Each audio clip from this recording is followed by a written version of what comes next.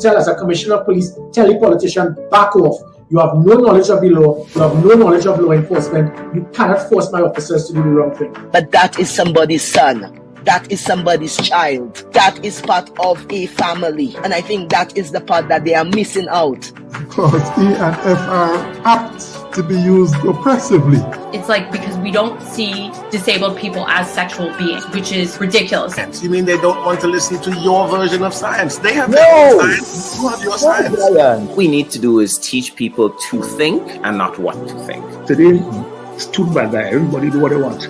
If I could forgive Bernard Ford, then I could forgive Bob Morris too. And today, on this day, I no more have anything in my heart for what he did. The education system has to be very fluid and dynamic because we're living in very different and changing times. Treating all your citizens equally, all your citizens fairly, recognizing each group, not discriminating against one or the other.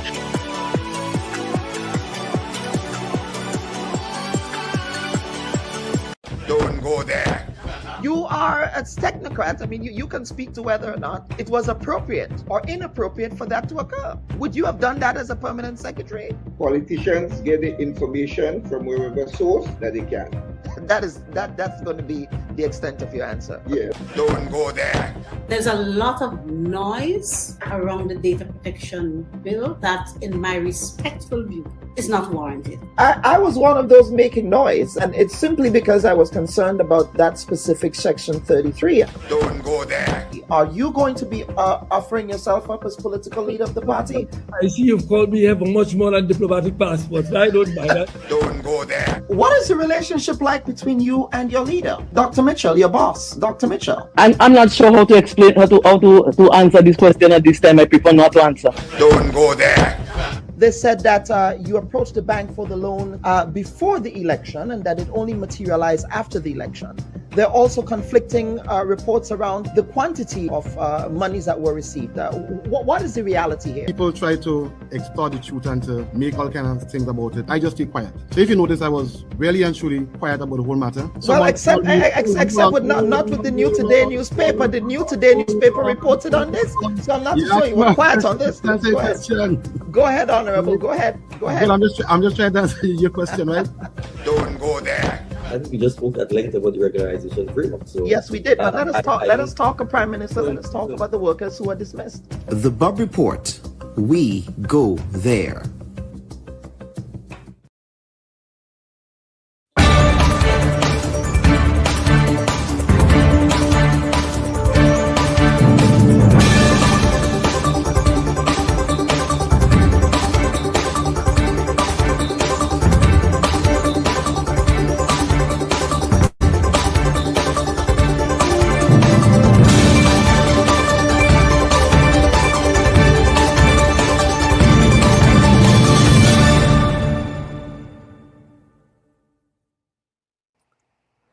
Hello, everyone, and welcome to the first edition of the Bubb Report for 2026.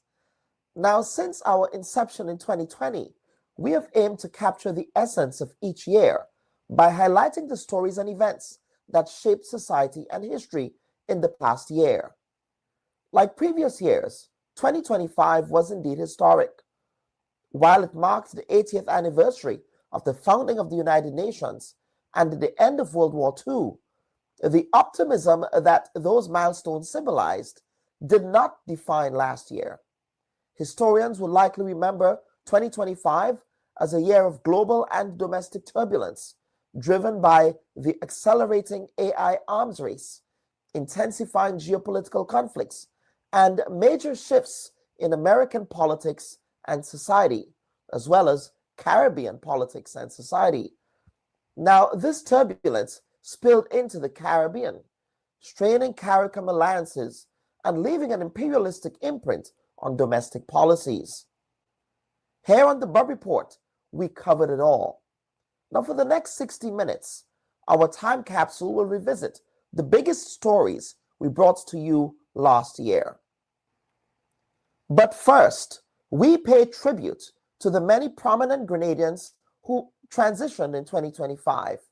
Their contributions to our society formed a mosaic each unique tile creating a rich, vibrant picture of national progress.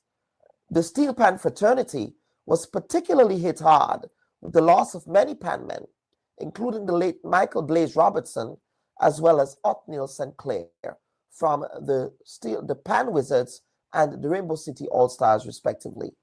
Now may they rest in peace, and may their memories be a blessing.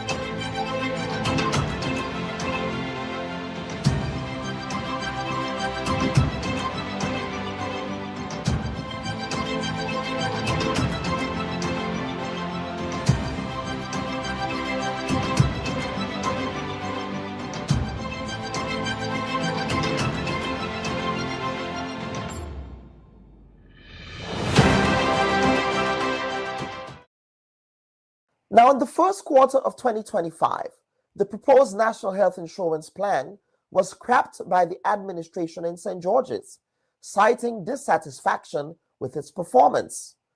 A new homegrown approach with local consultants was announced by government to achieve universal health care. Of course, Dr. Ned reacted to this news of JIPA consultants here on the Bubb Report. This is not just about JIPA. It's really about the people of Grenada and having a better healthcare system. We don't want to politicize this. We are business people that we have a lot of clients around the Caribbean that we work with and provide great service. And we are doing this. We hope that other Caribbean nations would look seriously at this model. We've been in touch with many Caribbean leaders about national health insurance. And our hope is that somewhere down the road, whatever happens in Grenada, to bring this forth, that DECON will continue to push this forward. Also in early 2025, a new public sector employees pension bill was enacted, establishing a contributory scheme for contract workers and future hires in the Grenada Public Service. Former Attorney General Jimmy Bristol argued the bill is unconstitutional, a debate that we explored extensively on this platform. The union has been saying it.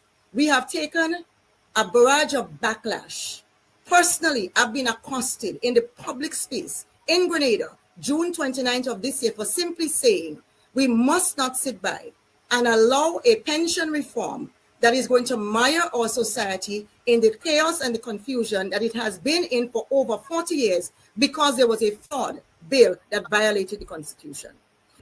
We have a group of people going home every day with nothing. The government is attempting to remedy that situation. So let's stay focused. It's all about people. It's not about ourselves. It's all about people. I'm not saying that there may be issues that need to be addressed, but there's an urgency, all right? Not for public employees, quote unquote, to go home without any pension. There's an urgency. We have at least 4,000 workers. That should be the concern. Putting something in place to address that now. The Constitution is being circumvented by utilizing this process. If someone is coming in on a temporary basis to fill a gap while someone is off sick on maternity leave, or there's a particular project to be carried out, which will take a year or two, that's fair enough. But where you have someone like nursing staff nurse category A, which is a permanent job, and you employ somebody on contract to fill that job, that's unconstitutional because it's attempting to circumvent Section 84 of the Constitution. So these employees, depending who they are, on a contractual basis are governed by this new legislation. So the contract workers that the government made this song and dance about and that the previous administration tried to remove from the system are by this bill being removed from the existing pension rights guaranteed by Section 92 of the Constitution by ordinary legislation, playing games with the English language. And that's what that section is, in my view. Section and all of the act conform with the Constitution. There is no aspect of the legislation that we at the Office of the Attorney General can glean that contravene any aspect of the Constitution. And I have said so publicly and in writing, responding to my colleagues, including Mr. Bristol, who have written. If there is any contravention of the Constitution, please point it out. Labor relations were tense when trade unions, especially the Public Workers Union, accused the cabinet secretary of threatening to withhold dues unless minutes from the AGM were shared. This controversy followed Daisy Hazard's election as the president of the Grenada Public Workers Union. This issue was also ventilated on the Bubb report. So we do not want to personalize this. Obviously, if it comes from the office of the cabinet secretary, we have to interpret this as coming from as being a cabinet decision, which we can say without any hesitation, this is an unprovoked and unprecedented attack on our institution in an attempt to bust our organization. Now, in January, for the first time, a political leader of the New National Party appeared on this platform. The Honorable Emmeline Pear, now Grenada's leader of the opposition, discussed her vision as leader following a blockbuster convention in rural St. Andrew, Grenada. Of great value as well. And my style of leadership is, I would say, different to Dr. Mitchell's style of leadership. We have different styles of leadership. His style of leadership has worked for him in that time. He has had tremendous success with that, his style of leadership. Everyone is different. And so every person in leadership has to assess their own strengths, their own weaknesses, and tap into all the possible support that they can get from various persons. And I told you, my style of leadership is very much participatory in terms of engaging, inclusiveness, all of that. Dr. Mitchell, I'm a very strategic person. I like the details. Dr. Mitchell is very tactical, very sharp in that regard. And I see our various styles or various attributes to be very complementary. And I don't see it as something that would hinder or affect my own leadership. I feel very strongly about that, very confident. So I consider myself to be somebody who have had some experience in leadership, quite a number of years in leadership, but who knows it all? Who knows it all? Pear's rise coincided with Peter David's departure from the New National Party. Later, Mr. David announced the formation of the Democratic People's Movement and explained his reasons exclusively on our platform for establishing a new political party in Grenada. I have made a professional career of standing up for people who feel disregarded or disadvantaged by systems, and I will do so here and now. Martin Luther King once said, "The ultimate measure of a man is not where he stands in moments of comfort and convenience, but where he stands at times of challenge and controversy." The Grenadian public saw and heard for themselves what has unfolded in the last 9 months. At each juncture, those for unity and democracy turned the other cheek, still keeping faith that decency and respect would prevail. History will indeed record this period accurately. Now, all of these third parties, Mr. David, are defunct. Now, what makes the movement different? And how will the movement not suffer the fate of other third parties in Grenada? So, yeah, there are third parties that rose and third parties that didn't rise, depending on the historic circumstances. In addition to that, some of the third parties made a played a critical role, or the leaders of some of the third parties played a critical role. You remember the elections of 1990 where there was coalitions and all of that. So to just dismiss the rise of new formations is not as being failures is not entirely true. There were some that were successful, and there were some that played a role and came into arrangements with some of the parties that were successful. So there are all kinds of things that can happen. But yes, I believe there are some historic periods when it's not a third party rising, it's another party rising, and some parties failing. You saw what happened you went back to history. Well, in 1976, the GNP, which was a major party initially, had to come into an arrangement with the alliance in 1976. The alliance was an arrangement with UPP, GNP, and the NJM. And the NJM, which was what you would call the third party, became the leader, Maurice Bishop, of that alliance. Former Minister of Health and Youth and Sports, Jonathan Lacrette, also broke his silence in June, detailing the events that led to his dismissal from the cabinet of Grenada. Prime Minister Deacon Mitchell cited loss of confidence, but offered no specifics on the firing of Lacrette. Lacrette later left the National Democratic Congress and formed his own party last year. Cabinet started at 10 o'clock that morning, and the Prime Minister, as per usual, walked out of his office and greeted the Cabinet of Ministers, and we reciprocated with a good morning and sat, and he informed that the Cabinet meeting this morning is about Minister Lacrette, and that as of 8 o'clock, the very same morning, he instructed the Governor General to revoke both my senatorial and ministerial appointments, and that I may now leave the Cabinet.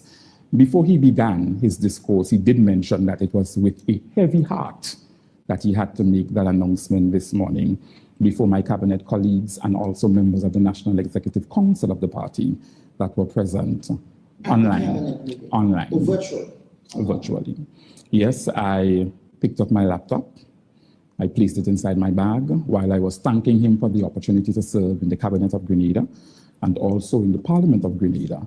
And I also thanked my former colleagues for the opportunity to be able to serve with them, that it was a wonderful 2-year journey that I will not trade for anything, serving at the policy level of the nation. And I wished the administration as well as the political organization well, and I exited the cabinet with a smile on my face. Okay. Were you escorted by security forces at the ministerial cabinet? Size of the ministerial cabinet? Security officers. Security officers. Security. I said security places. Security. Oh, yeah, you're making it sound like a drug raid, you know that.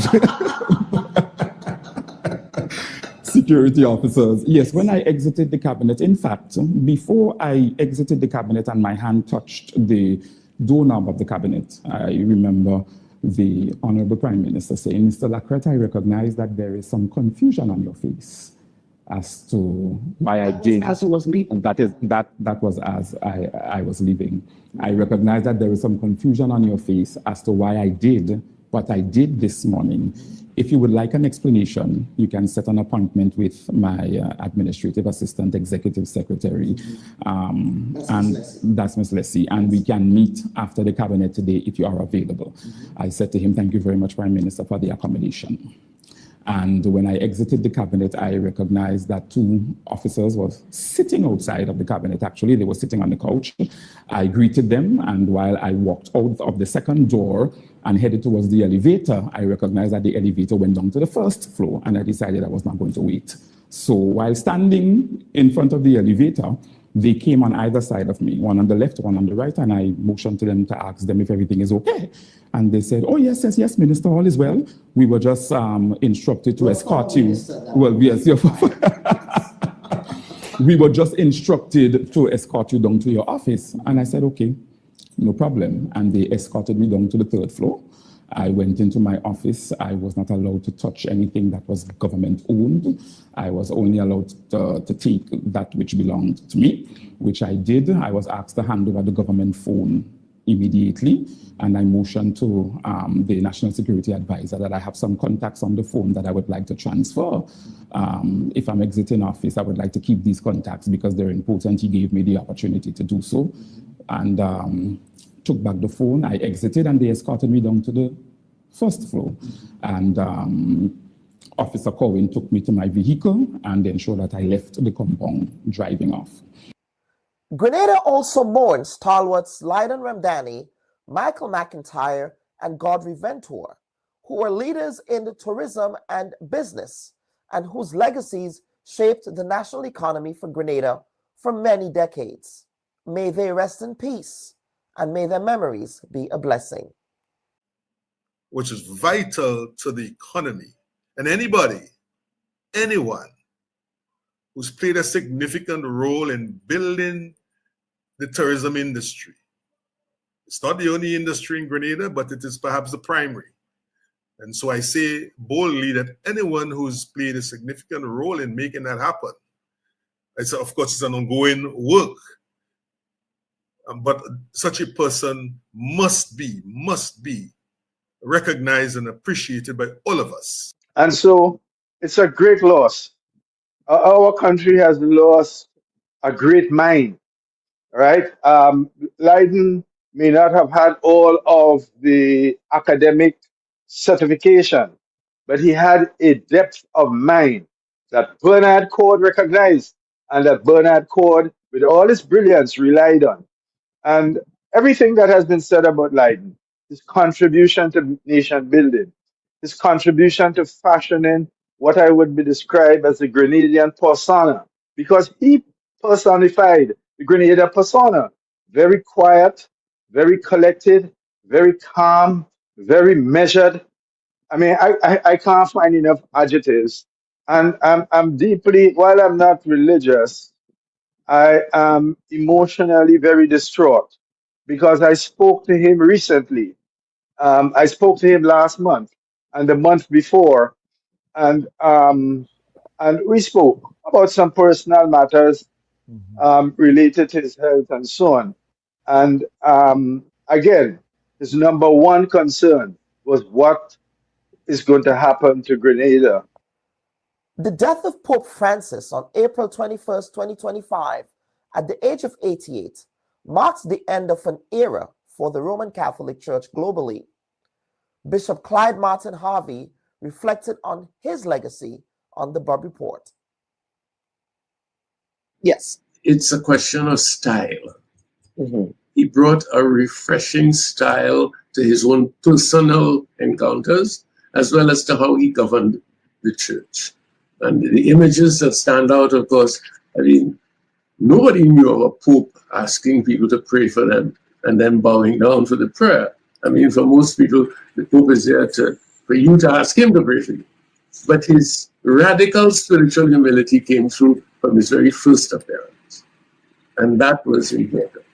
When I met him in 2018, you go in with a group of bishops and he greets you one by one, and then he shows you to a set of seats.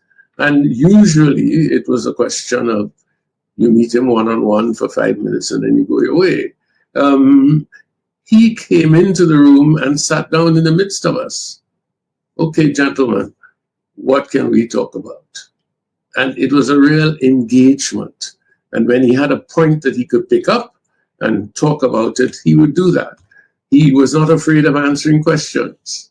One of the moments that was extremely humorous for all of us was when Archbishop Harris asked him, how do you deal with all the criticism that you're getting?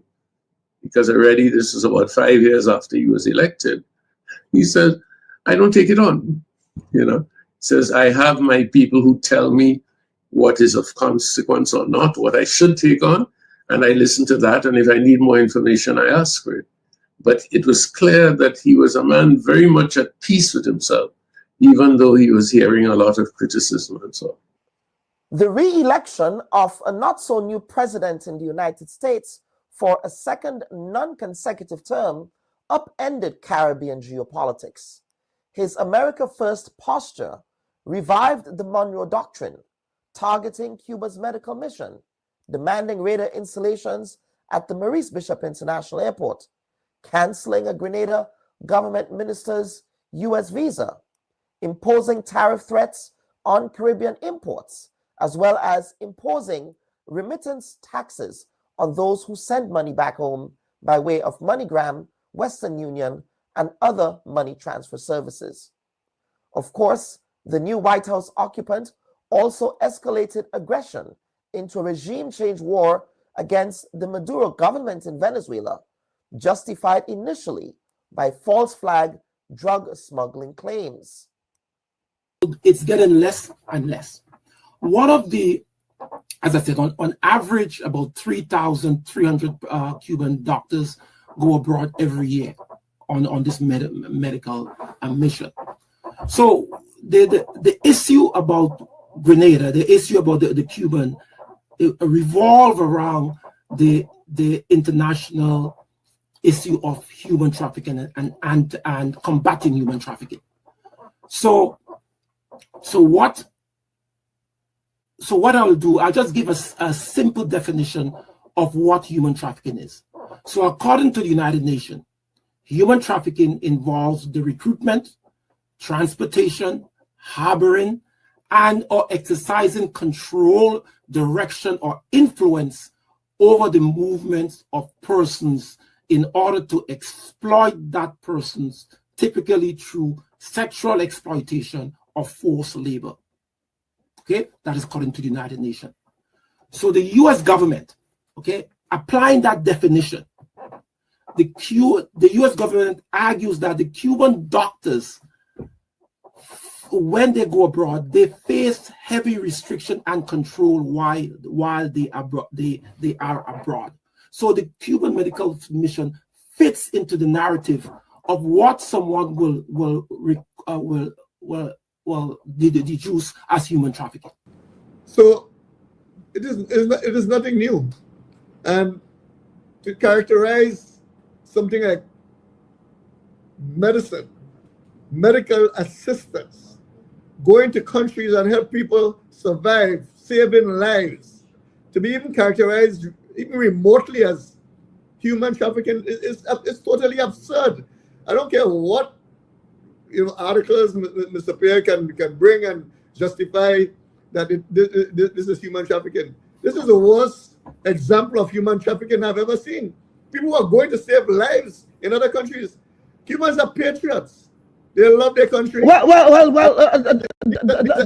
are internationalists as well. They go to other countries and help other countries, and they you could make a case for coercion and force and all of that, but they have been doing that for all these years, and it's not a problem. When they went to Italy recently, you didn't hear anything during the COVID time about that.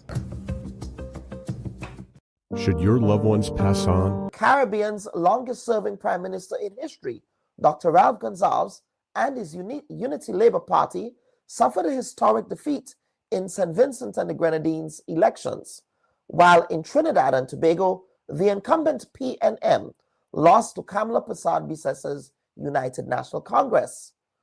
In Guyana, Jamaica, and St. Lucia, the incumbents were retained in those countries' elections. Yeah. But Dr. Gonsalves, there is this ongoing debate about succession, not only in Vincentian politics, but of course we saw that in Grenada in the context of your former CARICOM leader colleague, Dr. Keith Mitchell. Now, of course, and there is that narrative that, without succession, proper succession planning, it leaves a void in political organizations. Now, how, Prime Minister, have you allowed enough space for new political leadership to emerge within the Unity Labour Party when you would eventually, retire happily, maybe in the Southern Grenadines or somewhere? Yes, well, not in the Southern Grenadines. I have a house in the bush, not too far from where I was born. Okay, very well. I alone live up there like a Rasta man, but with internet. Okay, very well. I have to. I'm back to my roots, but with modernity. Mm-hmm. There are 15 candidates for the ULP. I am 79. have energy and will, vision and skill, and an X factor of drawing out of people what is good, what is of high quality, what is noble in them, and oftentimes to draw out of them goodness, high quality, and nobility, which they do not as yet realize that they possess, which is a hallmark of very important leadership, transformational leadership. And then there are two persons in their 60s.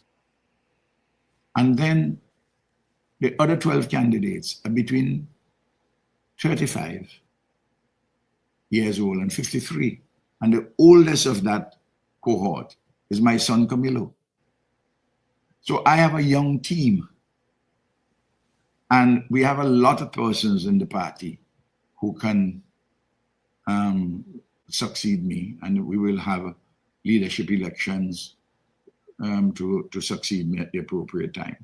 Now, the electoral shift in Trinidad and Tobago signal a fractured CARICOM, buttressed by the bellicose rhetoric coming from Kamala Persad-Bissessar in Port of Spain.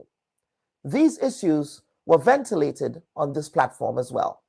Well, we don't expect it will affect CARICOM unity at all. I mean, even among the closest family, there will be times when we disagree with one another. And this is one of the times.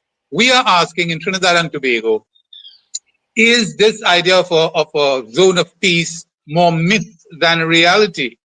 The fact is, in our region, there's an infestation of criminal cartels involved in transnational organized crime and narco-terrorism, which as Guyana's president himself, Mr. Irfan Ali, he has said these criminal organizations have the capacity to overwhelm state institutions, undermine democracy, pervert the rule of law, and threaten human dignity and development.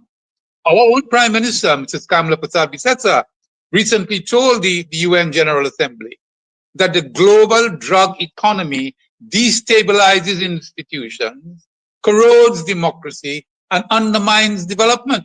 This is the new war that we are having in the Caribbean.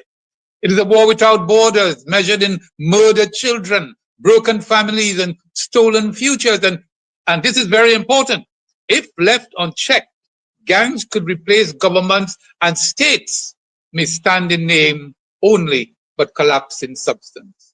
Now, we in Trinidad and Tobago face the results of this gang infestation. We have the highest murder rate ever in our history. We have last year 683 murders in this population of 1.2 million. 40% of them gang related, and the gang related to the narco trade. In the last 25 years, 10,000 people have been murdered in this country. So in that light, we do not see it as a zone of peace. And it is in that light that we have agreed for the United States to conduct operations in our area to deal with the drug trafficking, which, as again the Prime Minister told the General Assembly, is at the heart of the unacceptable murder rate in Trinidad and Tobago. As I told you, in the last 25 years, we have had over 10,000 murders, equivalent to losing 1% of the population of Trinidad and Tobago. And so for us, the big question is, what should small, vulnerable states like Trinidad and Tobago, what should they do to protect themselves in a world of increasing volatility, where the effectiveness of multilateralism is increasingly challenged, where there are threats to your sovereignty and good governance? Also, the threats also come from non-state actors like the drug cartel. I respect his view. Yes, sir. And I laud his efforts and the mission that he has been given. But to come back to this question, this is what is driving the United States. This has very little. This current issue here now and the placement of high-tech military assets has nothing to do with the interdiction of drugs. It has all to do with an attempt of regime change. And when I search my I'm seeing a similarity between what happened in Panama and what the Americans are about to do. Given the fact of all that my colleague, comrade has said, Jomo, about all of the reports, including the report from the European Union in respect to the drug business and its relationship to Venezuela, giving Venezuela a clean slate. I noticed that the American President Maduro, before a court with an indictment, he had no opportunity to defend himself or anything, and they charged him for cocaine trafficking. I'm saying that was the playbook used in Panama a few years ago when they dealt with President Noriega. And I would rather think that a lot of this buildup is probably a repeat of the same maneuver, if not the same strategy. I think you alluded to what you called an irony. It is an irony of all ironies. Here's this powerful country that used as a pretext that this Point Saline International Airport is being built and constructed to be used by the Soviets and the Cubans, now making a request to put military assets in Grenada to assault, invade, and dominate another next door neighbor. So I am not so sure why the US thinks that people cannot see through this level of hypocrisy. But what it is, fundamentally, it's a point of might makes right. And we can do whatever we want. We can say one thing through one side of our mouth about Soviets and Cubans and come back and say, look, we can do this. I think it goes to the point that was being made, oh, America is the biggest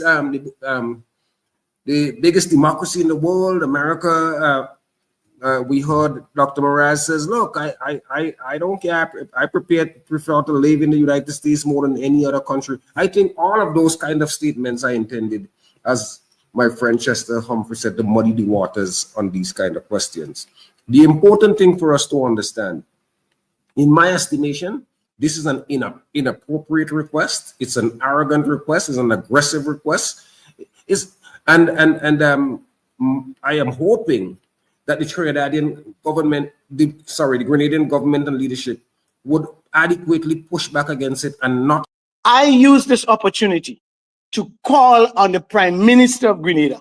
I don't know what was said before, I wasn't here very early, but call on Grenada, the Prime Minister of Grenada, and the Prime Minister and government of Grenada to establish a national dialogue on this situation. We don't want we want real democracy. We don't want, right now, as far as I know, the government is very quiet. The Prime Minister is very quiet about it. There is no real dialogue taking place. And then one day, they're going to announce a decision for us, the people of Grenada. Don't the people of Grenada have hearts and minds and experience to put into the pot for the decision-making process? I call upon the Prime Minister to establish a national dialogue over the situation. And that's where his power is going to come from to say no. If the people of this country say no, the Prime Minister cannot say yes. He's not supposed to be forced to say yes. So that's one thing, the national dialogue. And I also want to say a personal thing.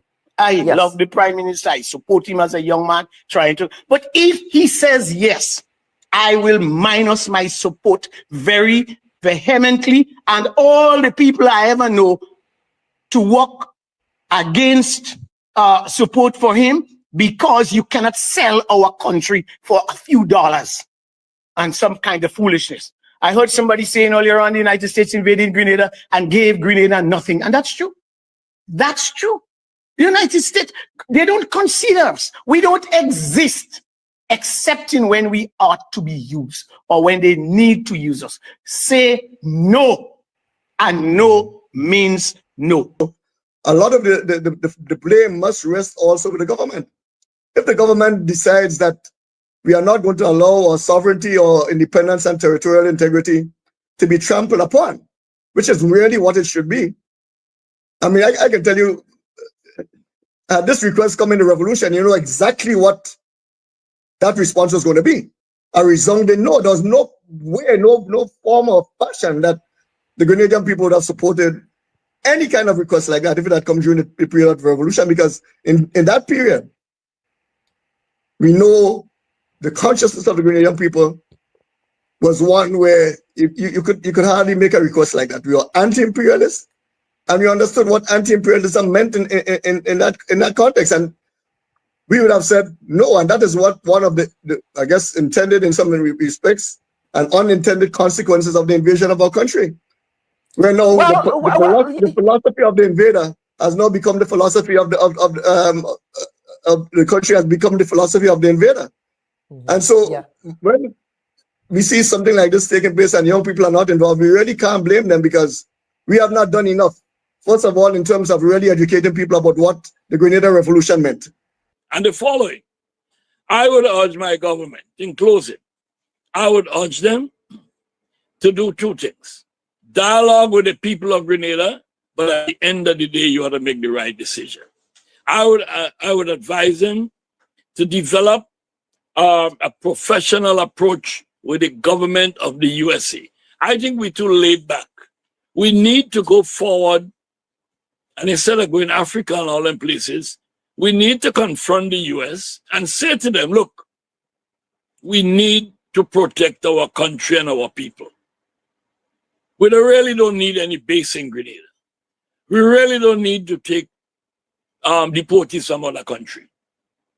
But you are demanding of us. And we believe if we don't do it, you're going to destroy us economically. In that case, are you going to give us X, Y, Z? We are going to make some demands. If we have to succumb to your requests, these are the things that we want. And put a package to the US. But I believe that the present government is don't seem to have the ability to do things like that. I mean, I find this so-called finding of Dr. Pierre to be very curious. Well, yes. And no other country, including those in Europe, has accused Cuba of human trafficking. Italy came to mind. Including Italy, of course, because including Italy. A lot of so Dr. Pierre, I don't understand. I would really like to spend some more time, because what you are attempting to do. In fact, I was confused. I thought that you were a representative of the U.S. government, because what you are doing here, Dr. Pierre, is providing an American justification, and you did so without any restraint. You are trying to explain why the Americans have adopted this position, and then you purport to find evidence to support what the Americans are doing, when the whole world knows, Dr. Pierre. I mean, let's be quite blunt. The whole world knows that this is just a contorted lie. All right, this is just the Americans are so concerned about human life. Why are they the right arm of the slaughter that's happening in Palestine? I mean, Dr. Pierre, are you serious, really? Grenada then presented two budgets in 2025. The March budget, themed towards Vision 75, Grenada, Resilient and Rising, totaled EC $1.9 billion, and it focused on post-Hurricane Beryl recovery, education, health, and infrastructure. In December, the 2026 budget set the stage for national transformation. That, according to Grenada's finance minister, who appeared on this platform to defend the 2026 estimates of revenue and expenditure. So again, I do not have all the details before me, but I can tell you that the 118 million that was talked about was well spent in housing sector, in agriculture, in fisheries, and other areas that will help the country resuscitate. Now, Minister, yes, you referenced the spending from Beryl, and I'm glad you brought up Hurricane Beryl spending. And again, quoting the midterm debt bulletin here with respect to, not the debt bulletin, but the midterm fiscal strategy report report. Now, it tells us that only 74.7 million EC dollars was spent on Hurricane Beryl recovery. Of course, last year, the government appropriated over $269 million, Minister, for relief and recovery from Hurricane Beryl. Now, can you reconcile the difference in what was already spent and the balance that was appropriated from that $269 million? Well, I would say to you that the monies that was spent was all spent for the good purpose, which basically help the population recover and to get back on their feet. Now, while I may not be able to tell you off my head at this point in time exactly how much money went here or there, I can say to you that the monies were utilized for the resuscitation of the Ghanaian public. Take, for example, we have something that we have not mentioned to you before. There is a $61.1 million at the Eastern Caribbean Central Bank that we have basically put there just in case we have another hurricane, whether it's Hurricane Keith or Hurricane Beryl or whatever the case may be. We have some. Interesting you say Hurricane Keith, but I digress here. But these monies were there to basically protect the country in the event of another hurricane or another devastation. And so 61 million plus all that you have mentioned would have surpassed that $118 million. And again, the country did not stand still. We are still repairing roads. We are laying pipes to better the water service in Grenada. We are basically helping the farmers with plants and other materials. We have brought animals to the country, purebred animals, to basically help the meat production in the country in the future, and lots more. There are so many things that we have done in agriculture that it takes me days to basically explain all of these and so on. I don't want to go there. I think the Minister of Agriculture would have done a great job in trying to explain all that has been done in agriculture to basically relieve the pains of the persons in that sector in the country. The risk I see here is two. First of all, timing to get these things and the monies in place. The government said they have deposits that they're going to draw down on, because a lot of the capital budgets, for example, in the schools are expected to start in April. We're in March.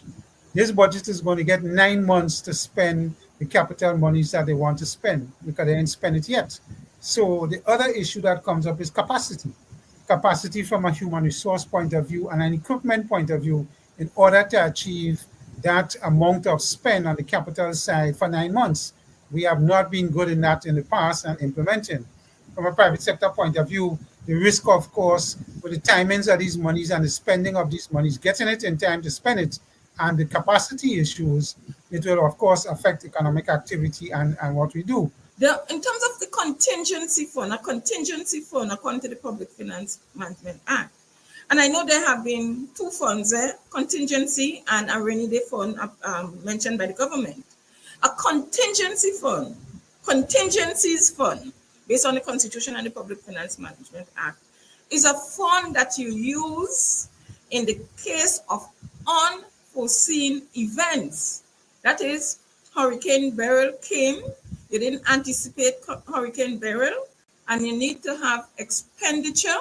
So therefore, you use money from the contingencies fund as defined by the Public Finance Management Act to finance such expenditure. And soon thereafter, the funds in the contingencies fund should be replenished. There are other funds established by the government, and I know that what they described as the rainy day fund, established with the central bank, where a percentage of the money from the CBI, approximately 10%, is placed, and again it will be for rainy days. This, the reserving of money from the CBI, it's and any other funds, it is a good idea. In other words, you are saving, you are ensuring that you are not using your current resources for consumption or even capital expenditure at this point in time. You are putting away some for in case something's happening. Now in May, the Bubb Report celebrated its 5th anniversary of journalistic service to Grenada by staging the inaugural Future Forge Summit in honor of the late Leslie Pear, Lou Smith, and George Grant. The event highlight featured a guest lecture delivered by OECS Director General Dr. Didacus Jules, in which he spoke on the theme, Bucking the Trend, strategies for Caribbean growth amid economic volatility. And Kellon, in fact, told me it was the last PA program, Sundays with George Grant. And what is remarkable about Kellon too, as our MC indicated, this program started on May 10th or thereabouts. And Sundays with George Grant was an established institutional program. And Kellon was able to take it. Not that he had planned that program, but he took up the mantle from George Grant and started the Bubb report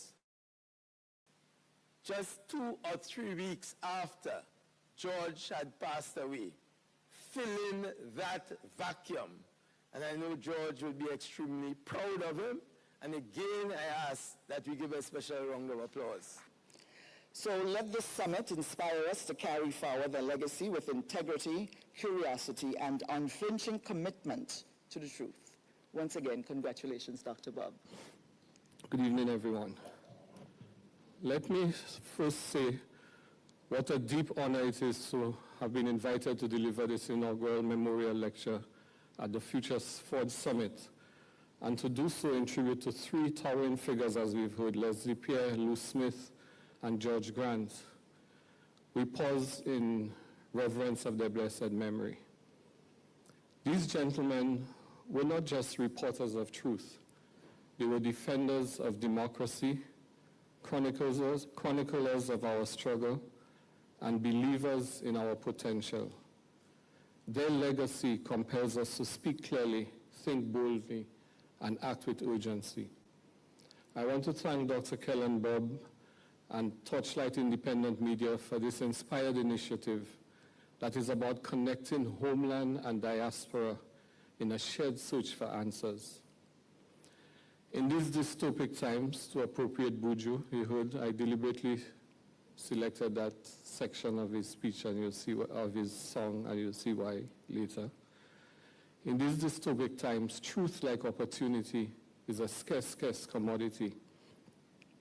And I begin tonight with a simple but pressing question. What does it mean to grow, to truly grow, when the world around us is shrinking? Remember, the topic I was asked to speak on is bucking the trend, strategies for Caribbean growth amidst global economic volatility.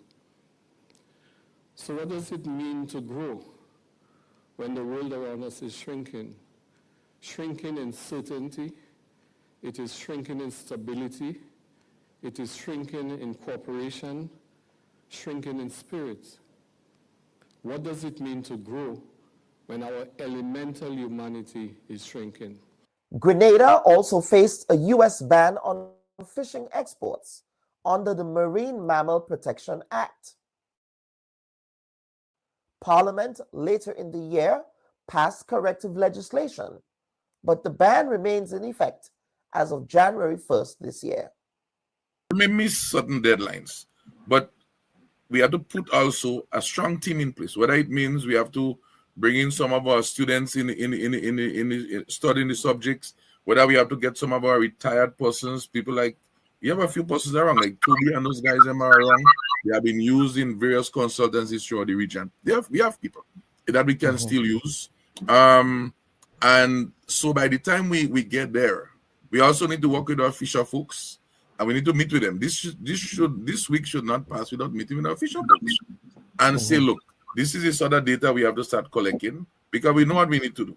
So let us start collecting the data, adding to the data set, and have on. We cannot utilize all the fish that we catch in Grenada. As a matter of fact, the fishing industry, I would say with some measure of certainty, is the only industry in Grenada where we are self-sufficient. We have 120 boats here in Grenville. If each of them go out and hold 300 pounds of fish, they have to have happy hour, because we cannot consume what they catch. Government have to intervene with a sense of urgency. The government have to stop the hostile rhetoric that they've been laying out about whose backyard and who is who in checkpoint, and speak with the United States government with respect. Donald Trump is not a man to play with. He's the president of the United States. Whether we like him or not, we have to deal with him. Our national interest lies with a trade with the United States. And the sooner, the better. If there's a third country that can speak with the United States on our behalf, area. But in my personal opinion, I don't think the present group of guys have the goodwill in Washington to sit with America and discuss an amicable solution to that situation. Because it is with great joy that America has launched this economic war on Grenada. Not the bombs. The bombs are not dropping like in 83. The economic war is on now. And we, the people in the rural villages, are feeling it. It is time for reasonable action. Or I caught a yellowback, leatherback turtle or something. But data is what is being asked about. And I think we should do all in our power to put the quantities and the right amount of fisheries officer in place to collect these data and to process the data and to have it ready going forward, because we're talking about the top industry in this country. I'm not going to downplay it, because there's none other. There is none other. When you look on the carnage, you see millions and millions of assets, Grenadian assets there. As we close out another incredible year, I want to express my deepest gratitude to you, our loyal viewers and listeners.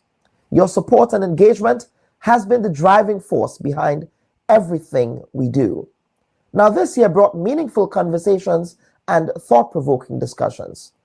Now, whether you've been with us since the start or just joined the platform, you are an essential part of our journey. Now, as we look ahead, I reaffirm our commitment to balanced, fearless journalism, reporting that seeks truth, embraces diverse perspectives, and reporting that never shies away from holding power to account wherever they may be. And from all of us at the Bubb Report, thank you for making 2025 unforgettable. And here's to another year of growth, connection, and new opportunities. We want you to stay tuned, stay engaged, and thank you for listening. And of course, as we end today's program, it would be remiss of me if I did not offer a toast to our audience for making this platform the success it has been. I know it's Sunday morning, but it's never too late to have a champagne. And of course, it is still the New Year season after all. So, again, on behalf of my hardworking producers and on behalf of my family and myself, I want to say Happy New Year to each and every one of you. So, shall we do a 3 cheers? 3 cheers to the Bubb Report and 3 cheers to continued growth and success. Hip, hip, hip. Hooray. Hip, hip, hip. Hooray. Hip, hip, hip. Hooray. Thank you all, and we'll see you next week for the commencement of another season of the program. Take care. Bye-bye.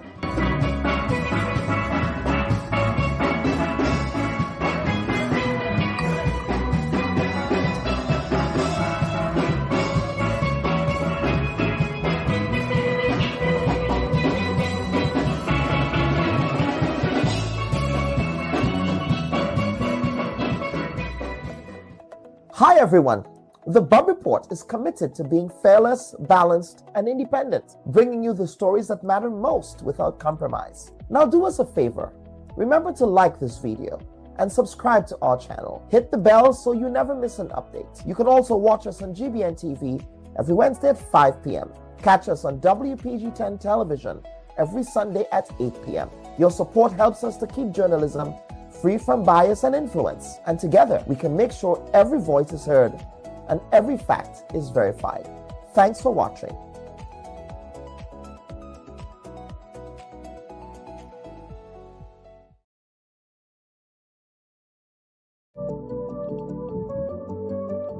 tell as a commissioner of police, tell a politician, back off. You have no knowledge of the law. You have no knowledge of law enforcement. You cannot force my officers to do the wrong thing. But that is somebody's son. That is somebody's child. That is part of a family. And I think that is the part that they are missing out. Because E and F are apt to be used oppressively. It's like because we don't see disabled people as sexual beings, which is ridiculous. You mean they don't want to listen to your version of science? They have their own science. You have your science. What we need to do is teach people to think and not what to think. Today, it's too bad that everybody do what they want. If I could forgive Bernard Ford, then I could forgive Bob Morris too. And today, on this day, I no more have anything in my heart for what he did. The education system has to be very fluid and dynamic because we're living in very different and changing times. Treating all your citizens equally, all your citizens fairly, recognizing each group, not discriminating against one or the other.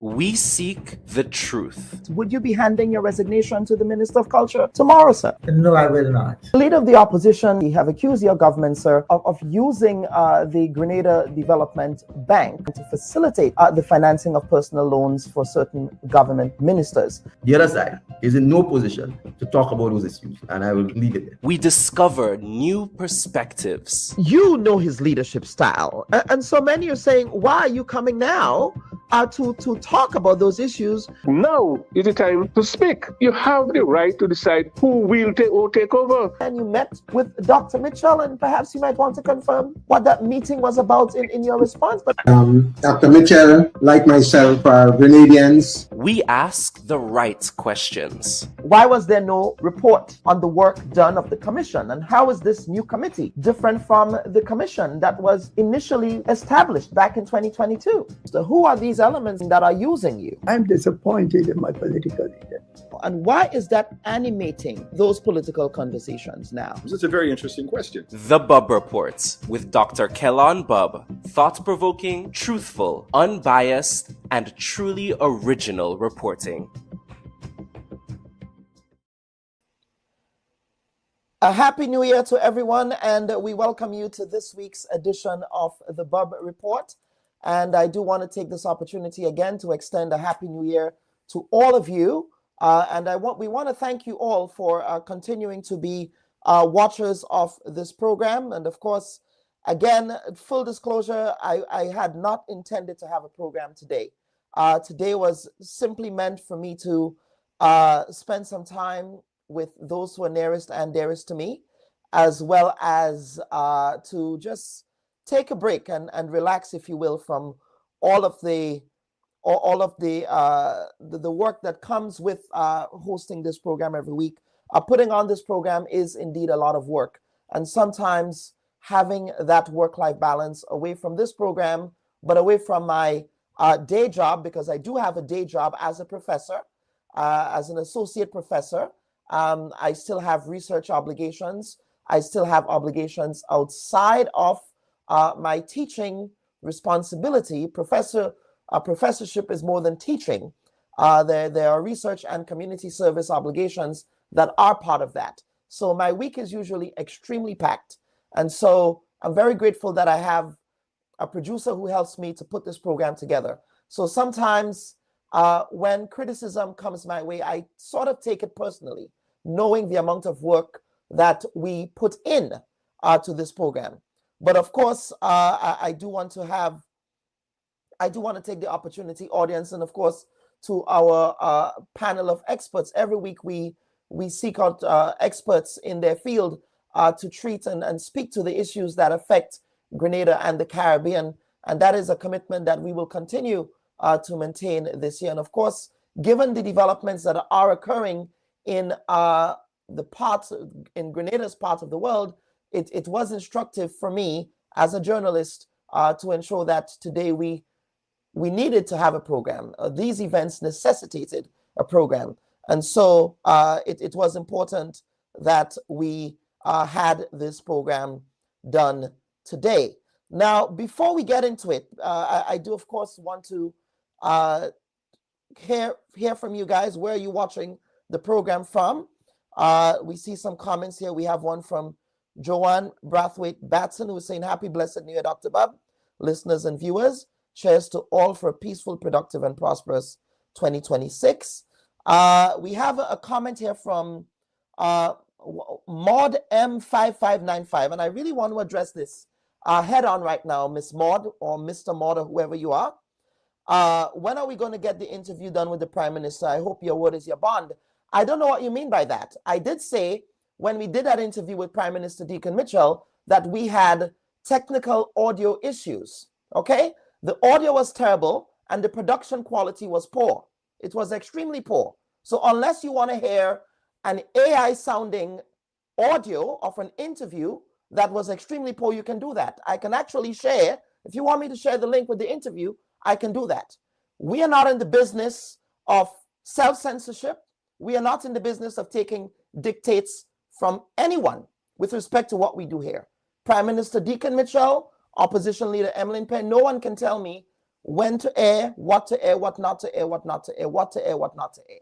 Okay? So I said this before when the program was canceled. I said that we had issues with the technical production of the interview that we did in Grenada, and that is why it was not aired. And this is the last time I will be addressing this. But I just thought I needed to put that out there. We have Liz Dasani, who is joining us here from Maryland. Then we have, of course, Shelley, my TAMCC classmate, who is here. She said, shares Happy New Year. We also have Nicole Brenda Lee Johnson James. Thank you for being a regular viewer to the platform, Brenda Lee, and also thank you for attending Bubb Report's 5th anniversary event that we had in Grenada as well. So, folks, we want to get into it. And of course, we know what this segment is about this Sunday.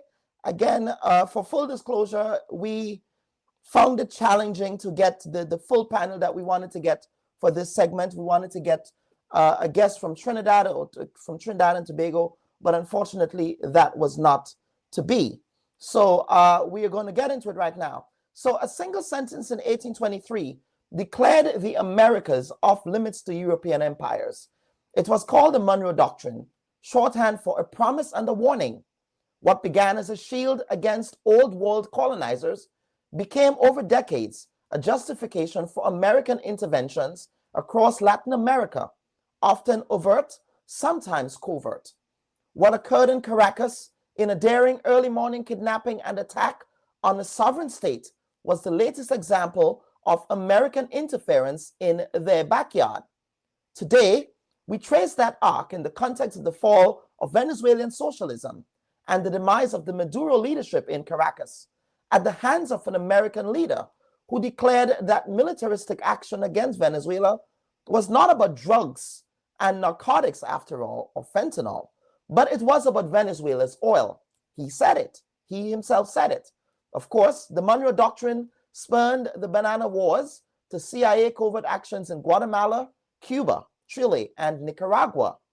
In the Cold War, that is, anti-communism became the catch-all rationale. Guatemala, 1954, President Jacob Arbenez pursued land reform, touching United States Fruits Holdings. Of course, that was a private United States corporation. The CIA organized Operation PB Success to depose him and install Carlos Castillo Armas. Declassified files describe the psychological warfare and political action, budgets, and even an assassination manual in training materials. In April 1961, the unsuccessful Bay of Pigs invasion. It was a CIA-trained exile brigade that landed on Cuba's southern coast. The operation collapsed in days, strengthening Castro and pushing Havana closer to Moscow. Of course, between 1970 and 1973, the U.S., with U.S. funding, that is, and covert operations, sought to block Salvador Allende and destabilize his government. Of course, Salvador Allende was a democratically elected socialist president of Chile. The documentary record from the CIA 4-year releases to the National Security Archives Chile projects shows election interference, economic pressure, and contacts with Chilean military officers. Of course, after the Sandinista revolution toppled the Somoza dictatorship in 1979, the Reagan administration backed the Contras paramilitaries, waging a proxy war from bases in Honduras and Costa Rica. Of course, and after that, there was the Panama issue, where Manuel Noriega was ousted from power in a similar fashion to the way that Maduro was ousted from power in Caracas.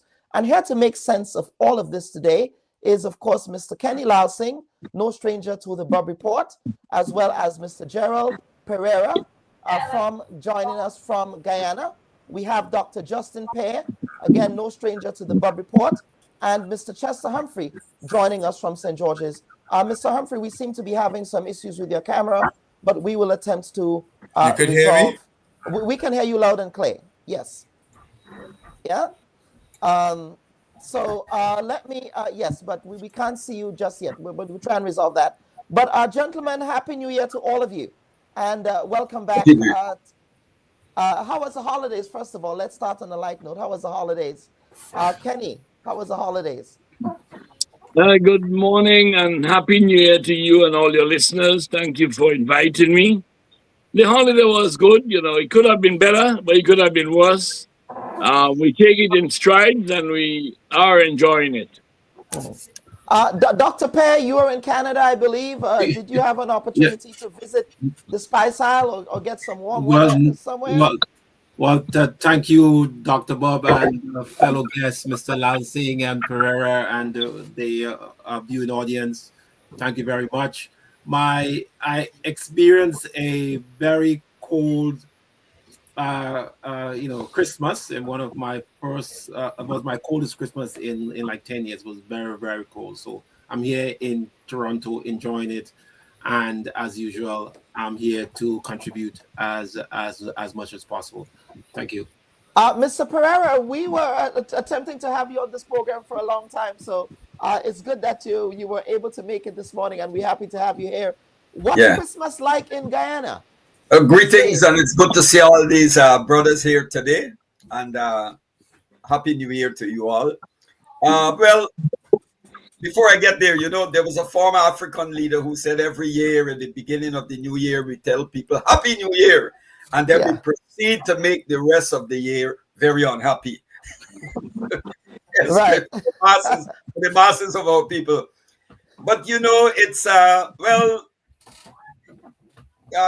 Christmas is this, you know, the same old thing, the traditional thing in Guyana. People, what they don't enjoy throughout the year, they put aside and they make sure at the end of the year, I guess it's all about the year coming to an end, and they have a splurge. They just go out and shop. And then in January, everybody's all broke. Yes. Waiting for the next paycheck. Well, let me say this. This year's Christmas, this year's holiday, I'm sure, was mired in the shadows of geopolitics and what was happening in our region, really.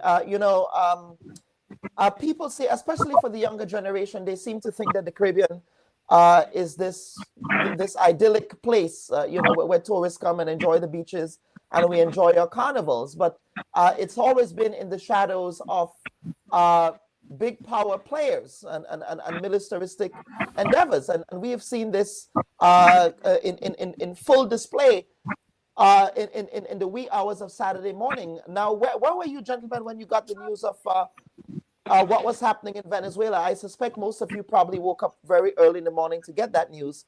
I was actually waken up by my relatives in Venezuela. I actually have family in Venezuela. And the phone was ringing off the hook. I have families in Caracas. And so obviously when you get a call that early in the morning, 3 o'clock in the morning, 4 o'clock in the morning, you're thinking that that there's bad news, that someone died or someone is sick, right? But so I thought I was bracing for some bad news because I saw all of these missed calls from Caracas. you know, and then my cousin said, well, look at what's happening there. And I said, really? What's going on? And he said, you know, all of these loud explosions and all of that.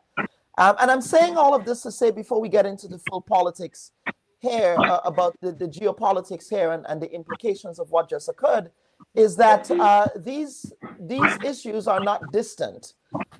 These issues are very present and very real.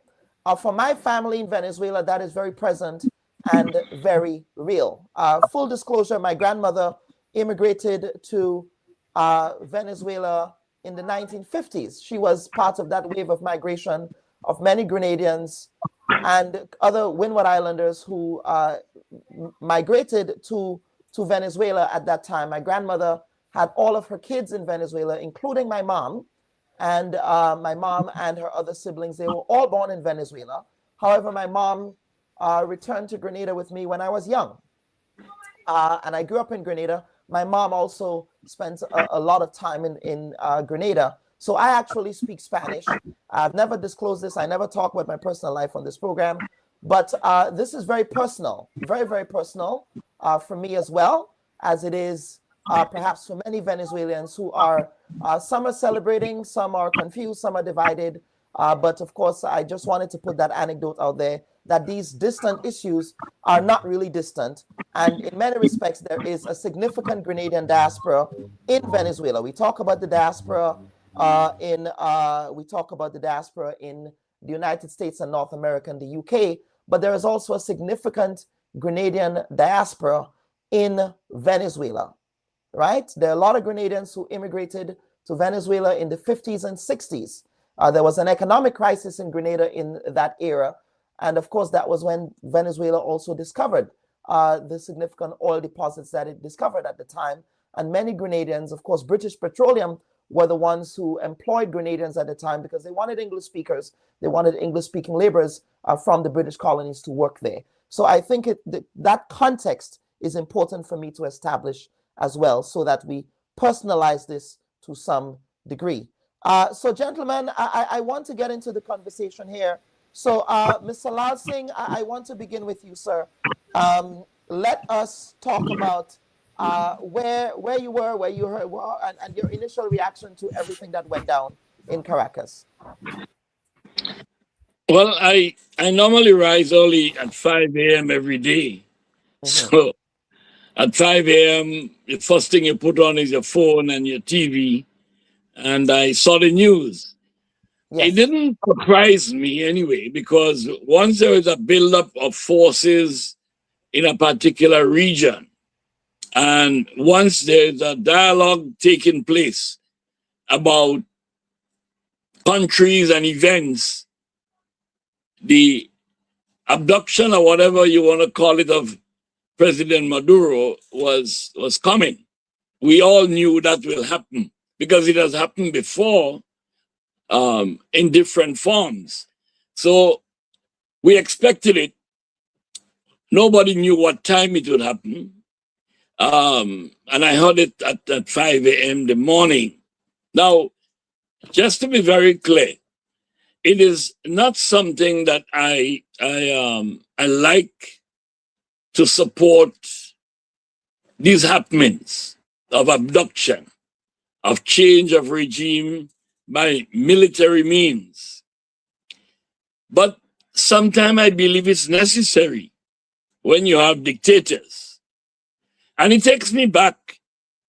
So like, well, I don't agree, but then I believe some of the things are necessary. It takes me back to 1983, 1979 to 1983. The revolution of Maurice Bishop. In 1983, it all exploded. And what happened eventually? Right within, members of the cabinet were slaughtered. After 4 days curfew, as presented by Admiral Huston Hudson, the Americans came, and I always differ with people that when the Americans came, it was not an invasion, it was a rescue mission. Grenada was chaotic. The people like Maurice Bishop, not a hell of a lot, but they supported him. And if you are going to slaughter him and his cabinet, then something will happen. And I believe that the Americans coming to Grenada in 1983, 25th of October, my personal feeling, it was a rescue mission at that time. What happened after that? Democracy prevailed. Interim government was set up by the Governor General, and today we are enjoying democracy at a very good level in Grenada. Now, what has happened in Venezuela? Nobody knows what will happen from here on, because one is getting very conflicting stories. Of course, my only hope is that Venezuela will return to free and fair elections and democracy can prevail once more. You say free and fair elections and democracy can prevail. That is not the aims of the United States government. That's not what they articulated. The president of the United States is very transparent. Say what you want about him, but he's very transparent about his intentions, Mr. Lal Singh. But we will get into that conversation. Mr. Pereira, let's get reaction from Guyana. What was the reaction in Georgetown to the unfolding events in your neighboring country, which they have been a menace to Guyana? They have been a menace to Guyana side, which is again in no way justifying what the U.S. did, because two things can be true at the same time. But what was the reaction in Georgetown, sir? I'm going to, before I react to what Mr. Lal Singh said, yes, I'm going to address your question. Yes. You said that Venezuela has been a menace to Guyana. Therefore, the question is, how long? People need to understand that if you examine and I've pointed this out on numerous occasions. Yes. If you examine the territorial issue between Guyana and Venezuela, you would know that the United States has always batted Venezuela on the territorial issue. Always. Always. We had a president by the name of Forbes Burnham. And Forbes Burnham was pursuing, he was a towering figure in the non-aligned movement. He was pursuing a non-capitalist path of development in Guyana. And he made a tremendous contribution to the liberation struggles in Africa. Burnham allowed the Cuban aircraft going to Angola to refuel in Guyana. The United States applied tremendous pressure on Guyana and even threatened to bomb the airport. And the United States sold Venezuela. They've always supported Venezuela under successive right-wing regimes on the territorial issue. They sold F-16 fighters to Venezuela to bomb Guyana. Okay? And we launched the People's Militia. We didn't appeal to the Americans or anybody. We couldn't, because the America was back in Venezuela. Now there is a regime, since the Bolivarian regime under Hugo Chavez came into being. The United States opposed the Bolivarian Revolution because they kicked out Exxon that was plundering the oil and gas wealth. I went to Venezuela in the early 80s. And as a Pan-Africanist, the only time I saw Africans, really, when I got to the airport, was cleaning the toilets. Cleaning the toilets. That under the Bolivarian Revolution has moved indigenous and African people from the margin to the center. That we have, for the past couple of years, 3 successive ambassadors to Guyana, 2 women and the president, are Afro-Venezuelans. We never saw that under the previous Castilian white Venezuelan. Now there's a government in Venezuela that the U.S. opposed. The U.S. is saying that they're supporting Guyana and the territorial issue because they have a puppet regime in Guyana. So it brings us back to what Kissinger said. America has no permanent friends and no permanent enemies, only permanent interests. Correct. Good. So good. And the fools, and I'm going to be very crude and rough, the jackasses who masquerade as leaders of our neo-plantations need to get this. Good. Those people, I listened to the previous speaker, and I must say that his narrative is fallacious, it is Eurocentric, and it's pro-imperialist. No apologies for that. Okay? Now, I don't know what he means by democracy. Democracy is a contested term. It's a contested concept. I do not believe that what passes for democracy, if you take an electocracy, whatever you want to call it, I do not believe that what was imposed on us in the form of what we have today called liberal democracy, I have pointed out it is one of the biggest cons ever invented and thrust on humanity. Okay? African societies, traditional societies, had forms of democracy before Europe invaded Africa. So that position that Mr. Lal has taken is based on a Eurocentric concept of what constitutes democracy. He spoke about the Grenadian Revolution. Maurice Bishop, who was a founder of the Movement for Assemblies of the People, that was heavily influenced by the writings of the New Beginning movement and C.L.R. James, the New Beginning movement in Trinidad, and C.L.R. James argued for a participatory democracy, a grassroots democracy that will involve assemblies of the people at the base level in the decision-making process. And he founded the Movement for Assemblies of the People. Unfortunately, they merged with Bernard Coeur and others to form the New Jewel movement, which somehow influenced or pushed a rigid Soviet type Leninist, Stalinist conception of the vanguard party, and it has failed. I do not believe that when the US went into Grenada, it was a rescue mission, right? The type Cord and them delivered it on a platter to the United States. I cannot see how you can refer to the US rescue the very United States that aided and abetting the bombing of the Air Cubana plane in 1976 that killed 11 of my compatriots, 11 Guyanese. The same US Central Intelligence who identified, pinpointed Mandela when he disguised and was trying to get away to the Bureau of State Security, they are South African intelligence. The very US who, with the full knowledge, the United States, Britain, and France knew that Israel had transferred nuclear technology, the components, for the apartheid regime to use nuclear weapons against the frontline states. So I don't know how Mr. Lal can present demons as angels or downright gangsters, murderers, as you mentioned, brother, when Salvador Allende, the first democratically elected and self-proclaimed Marxist in the region, in the Americas, won a free and fair election, was overthrown. Orlando Letelier, who was in his government, was assassinated on Embassy Road by a bomb, aided by the collaboration of the CIA and the Chilean intelligence.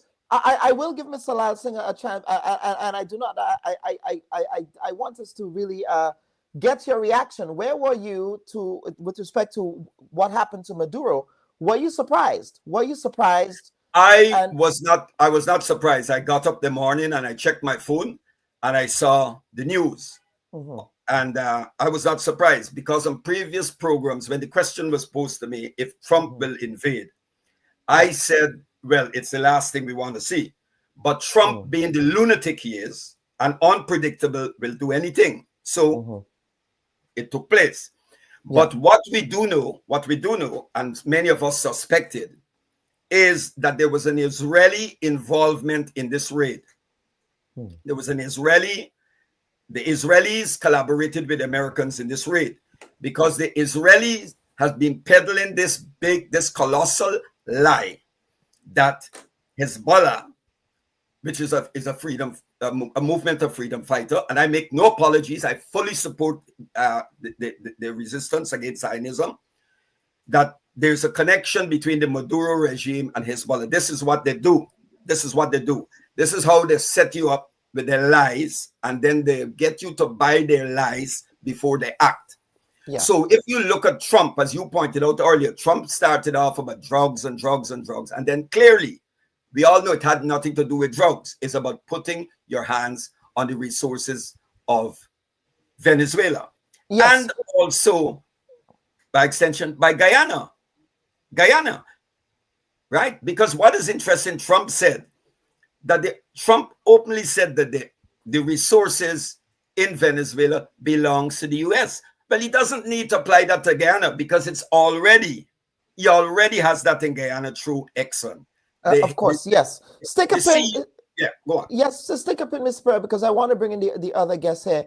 Dr. Pear, I want to bring you in here with Mr. Chester Humphrey here, because Dr. Pear, the last time you were here, you made a case that Venezuela was this narco trafficking state. Are you still standing by that view that the pretext is narco-terrorism with respect to what occurred in Caracas on Saturday morning?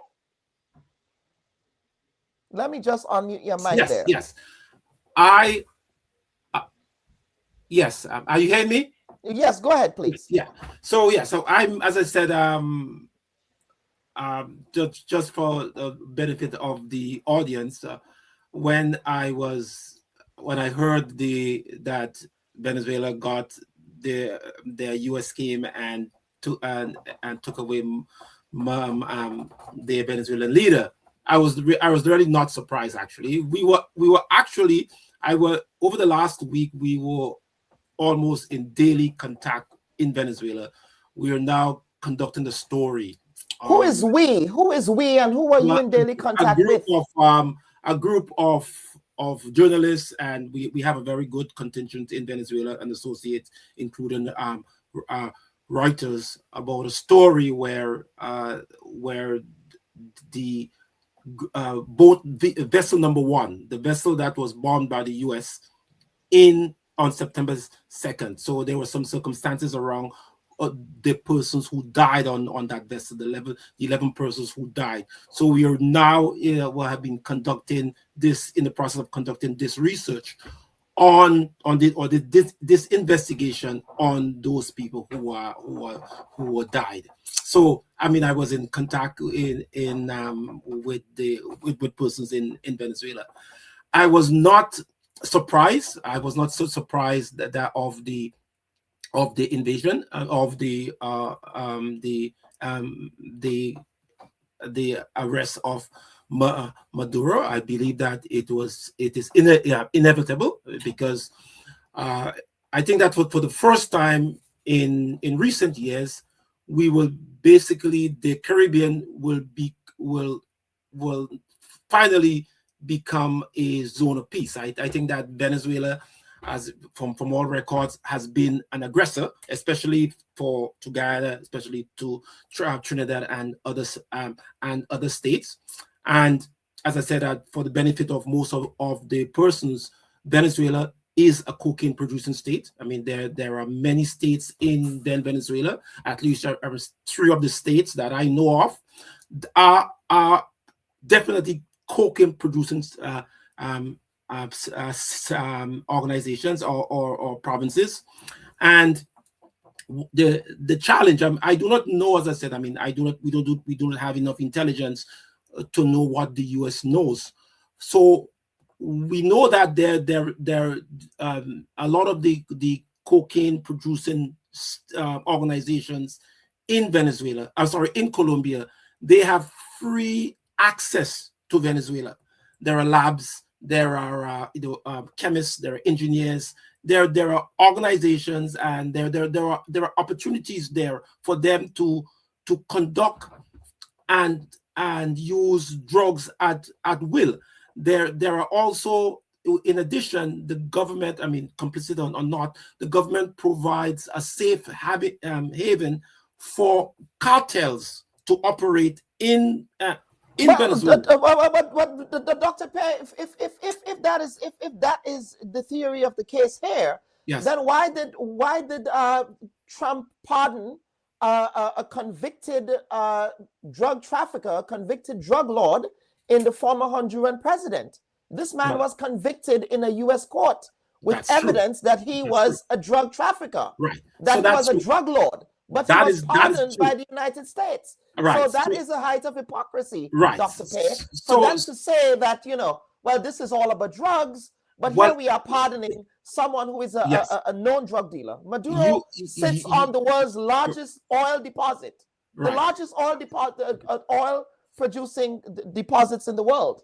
Right. And so telling me that you're absolutely right. dealer? You're absolutely right, Dr. Bob. We do not know all the answers. Okay, we do not know all the answers. For the benefit of those the audience, we conducted. But you seem to know a lot, though. Yeah, we conducted a study in Venezuela. We conducted the CARICOM for human trafficking assessment in Venezuela. But in addition, we spent 6 months in Venezuela mapping out the routes. We mapped out the routes, the drug trafficking routes, drug/human trafficking routes. Yes, you did say that. I have a question for you, Dr. Pei. We have a very good idea of what is taking place in Venezuela. In addition, we have contact with the persons from the Maduro government, some persons from the opposition, because sometimes when we are about to write stories, we have to now first of all present our story, our report to both the political party and the opposition to get a consent before we publish this story. But yes, there is Venezuela is a huge drug trafficking country, but it's not only my saying, but also inside crime. I think I mentioned this morning. They have done an extensive interview, an extensive research, months into narco terror, drug trafficking. Well, yes, Dr. Pei, and we had this offline conversation about inside crime, and my retort to you, and I actually conducted the literature review on this. I actually tried to do sort of a meta-analysis on this. There's been no evidence of that in any of the DEA reports on drug trafficking from Venezuela. Venezuela is not mentioned at all. These are official reports. Right. Very good. And as a PhD graduate person who knows. We both do research, and I was able to do that. There are many different stories. Even though the DEA did not include that in their report, but there are many drug trafficking routes from Venezuela to other European countries. There are drug trafficking. There are many drug trafficking routes, even though it is not stated in the DEA report. But Inside Crime has a list of all these areas. Yes, Venezuela is indeed a drug. So let's stick a pin there on that question, and let me bring in Mr. Humphrey. Mr. Humphrey, Happy New Year to you, sir. I trust that you had a restful holiday break and that you were able to get some sorrel, and I don't know if you eat ham. I don't know if you're a Rasta comrade, but Happy New Year to you, sir, and welcome to the Bubb Report. Well, let me just return the compliments. Yes. And wish you a happy and successful New Year on your program of bringing enlightenment to the people in the region and to Grenada in particular.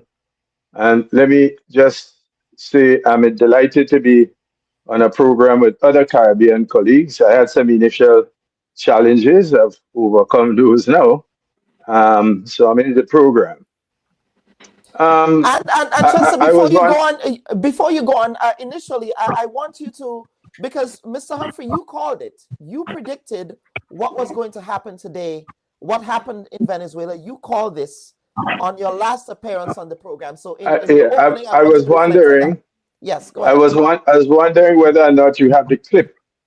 And just to repeat that portion of the clip. I will be able to pull that up. Yes, we will. Well, so could you pull it up at some point quickly and play it? But as you are in the phase of introductory comments to the substantive discussion, I just wish to comment by saying that the Honorable Doctor, if I may use that title, Pei is what I would describe as a shameless wannabe American spokesman. And why I say he's shameless, because he's on a program which, without wanting to sound condescending, with intelligent people. And I'm also aware that your program, although it's not a typical talk show program where people, as Prime Minister Ralph Gonsalves would say, that is saturated with ignorance, parading as sense. So and that's why I say he's shameless. He is supposed to be some researcher, according to him, a pollster. And he's using these evasive pronouns of we did this and we did that and we in Venezuela. Now, if the American DEA and all of the very credible international agencies, the UN agencies and all of those, including British intelligence and those in Europe, and you look at the annual reports, and almost all of these reports have to be laid in Parliament. So they're not reports that are, they may suppress some of the truth, but they're not reports that are lying.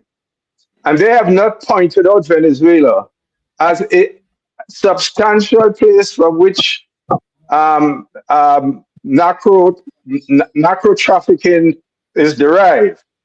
But all of a sudden, we have a pollster who seem to know where all these roots are. Now, notice how evasive his language is. His language is we. And until you try to pin him down on who we, he can't identify the we. Well, there are we many will give roots. him an opportunity to defend himself shortly, yes, but go ahead. Yeah, but what I don't think we should do, and I will counsel against it, but of course, you are the program host, it's your program.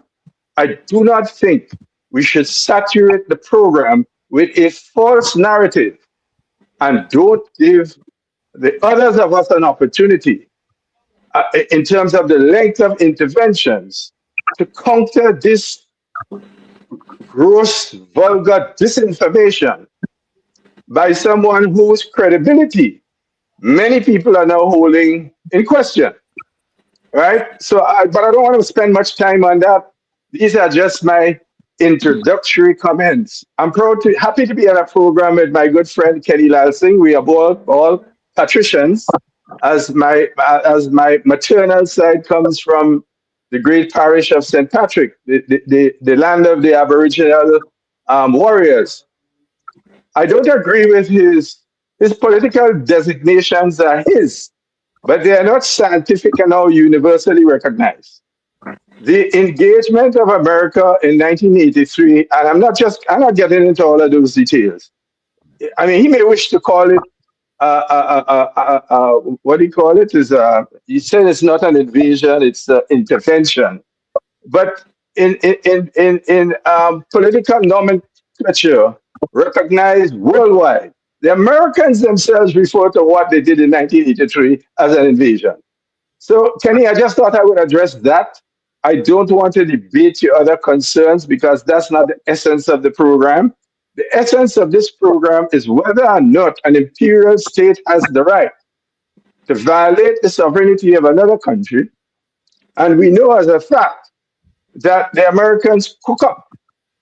And Kenny, if you're objectively honest, and I think generally you are, you would know that the American invasion here was sold to the world as an attempt by the Americans to protect the interests, according to them, of 400 or 300 medical students. You and I who live here knew that the American medical students were in absolutely no danger of harm. In fact, the British Foreign Service said so clearly, and you would recall that the British, led by Margaret Thatcher, condemned the U.S. invasion of Grenada as a flagrant violation of international law. Now, I understand the local politics. I understand your emotional connectivities to the issues. And I would say that these emotional connectivities are valid expressions. I'm not arguing about that. I recognize it, right? And I don't think that you are engaging in untruths. I think you are giving expression to your feeling. And I recognize that as a valid expression. But I'm saying, from the standpoint of political international accuracy, all that you have said, or most of what you have said, especially your description of the American engagement, is highly inaccurate and incorrect. This is my introduction until the program goes forward. In the meantime, find the clip. In the meantime, find the clip of what I've said. We are getting that. Yes, we are getting that. Right. But gentlemen, the substantive issue here, I think there has been several prefaces to what I think the substantive issue should be, and I do want to give Mr. Lal Singh an opportunity, a right of reply, as we do here on the program, and I do want it, for full disclosure, we also have to acknowledge that Mr. Lal Singh was detained by the People's Revolutionary Government without a proper due process. So, Mr. Lal Singh, that context is important, and over to you for a right of reply. Thank you very much again. Yes. In response, I would say that, and you have just said it, I lived here up to 1983. And I knew what took place between 79 and 83. When Morris Bishop himself, while I was very sorry how he perished, because I knew him, but he imprisoned over 3,000 Grenadians. No trial whatsoever, but we just were left to perish in the prison. So I knew what took place. You know, all this socialism and all this talk about developing the people had no right. They had no say whatsoever, you know. So I knew what took place. But more importantly, when they slaughtered the prime minister and his team, the country was locked up for 4 days, shoot on sight. The people had no say. The only people who had a say in Grenada are the people with the guns. Bishop had no say whatsoever. Only the people with the guns had the power.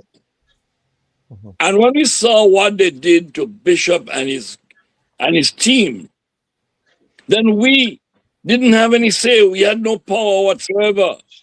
And the greatest thing that happened to Grenada is that the Americans came, whether they use an excuse about the medical students or whatever the excuse they use, the greatest thing that has happened, they came here and they left. And they left Grenada in the hands of Grenadians. Now, I'm not defending the Americans on everything they do. I will not.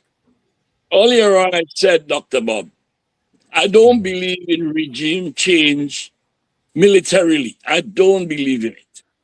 But sometimes that's how it happens. Morris Bishop changed the regime in Grenada militarily. You know, some of us would only accept and support when it happened with our people.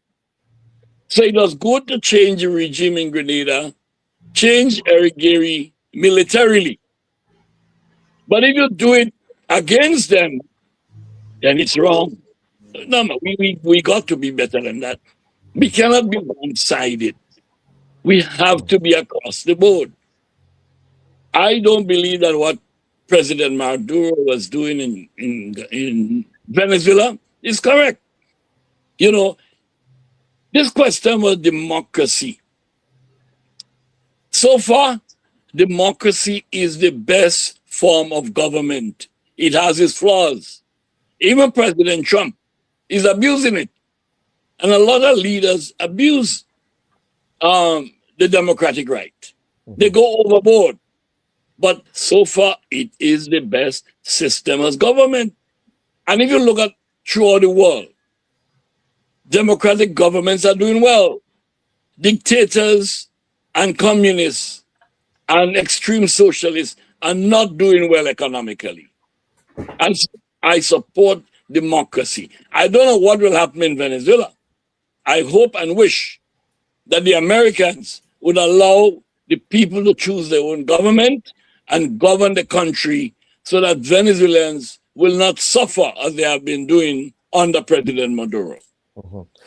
So let us get and let us try and be specific now, getting to the specifics of the implications of what occurred in Venezuela. And as we do so, I do want to get that clip with Mr. Humphrey when he sort of predicted what this outcome was going to be. So let's take a look at this. This move by the Trump administration into the Caribbean has nothing to do with the narco economy. If the Trump administration is serious about dealing with the narco trade, there is no need for F-16s. There is no need for a nuclear submarine. There's no need for placing a radar system that guides these munitions. Remember, there's a nuclear armed submarine as part of this armada. I mean, it's really an insult to the intelligence of Caribbean people, and especially the position occupied by Dr. Mirage in particular, to try and sell us a contorted American lie, a lie that we know that America has consistently used in order to declare war. In 1898, in the Spanish-American War, when they bombed the main in Havana Harbor, again, it was a lie. The Gulf and Tonkin incident is a lie. The invasion of Grenada was based on a lie. Afghanistan, right? Iraq is based on a lie. You don't need F-16s. You don't need 4,000 Marines. And you don't need all of this sophisticated satellite-based technology in order to do what? Blow up 3 or 4 pirogues. Come on,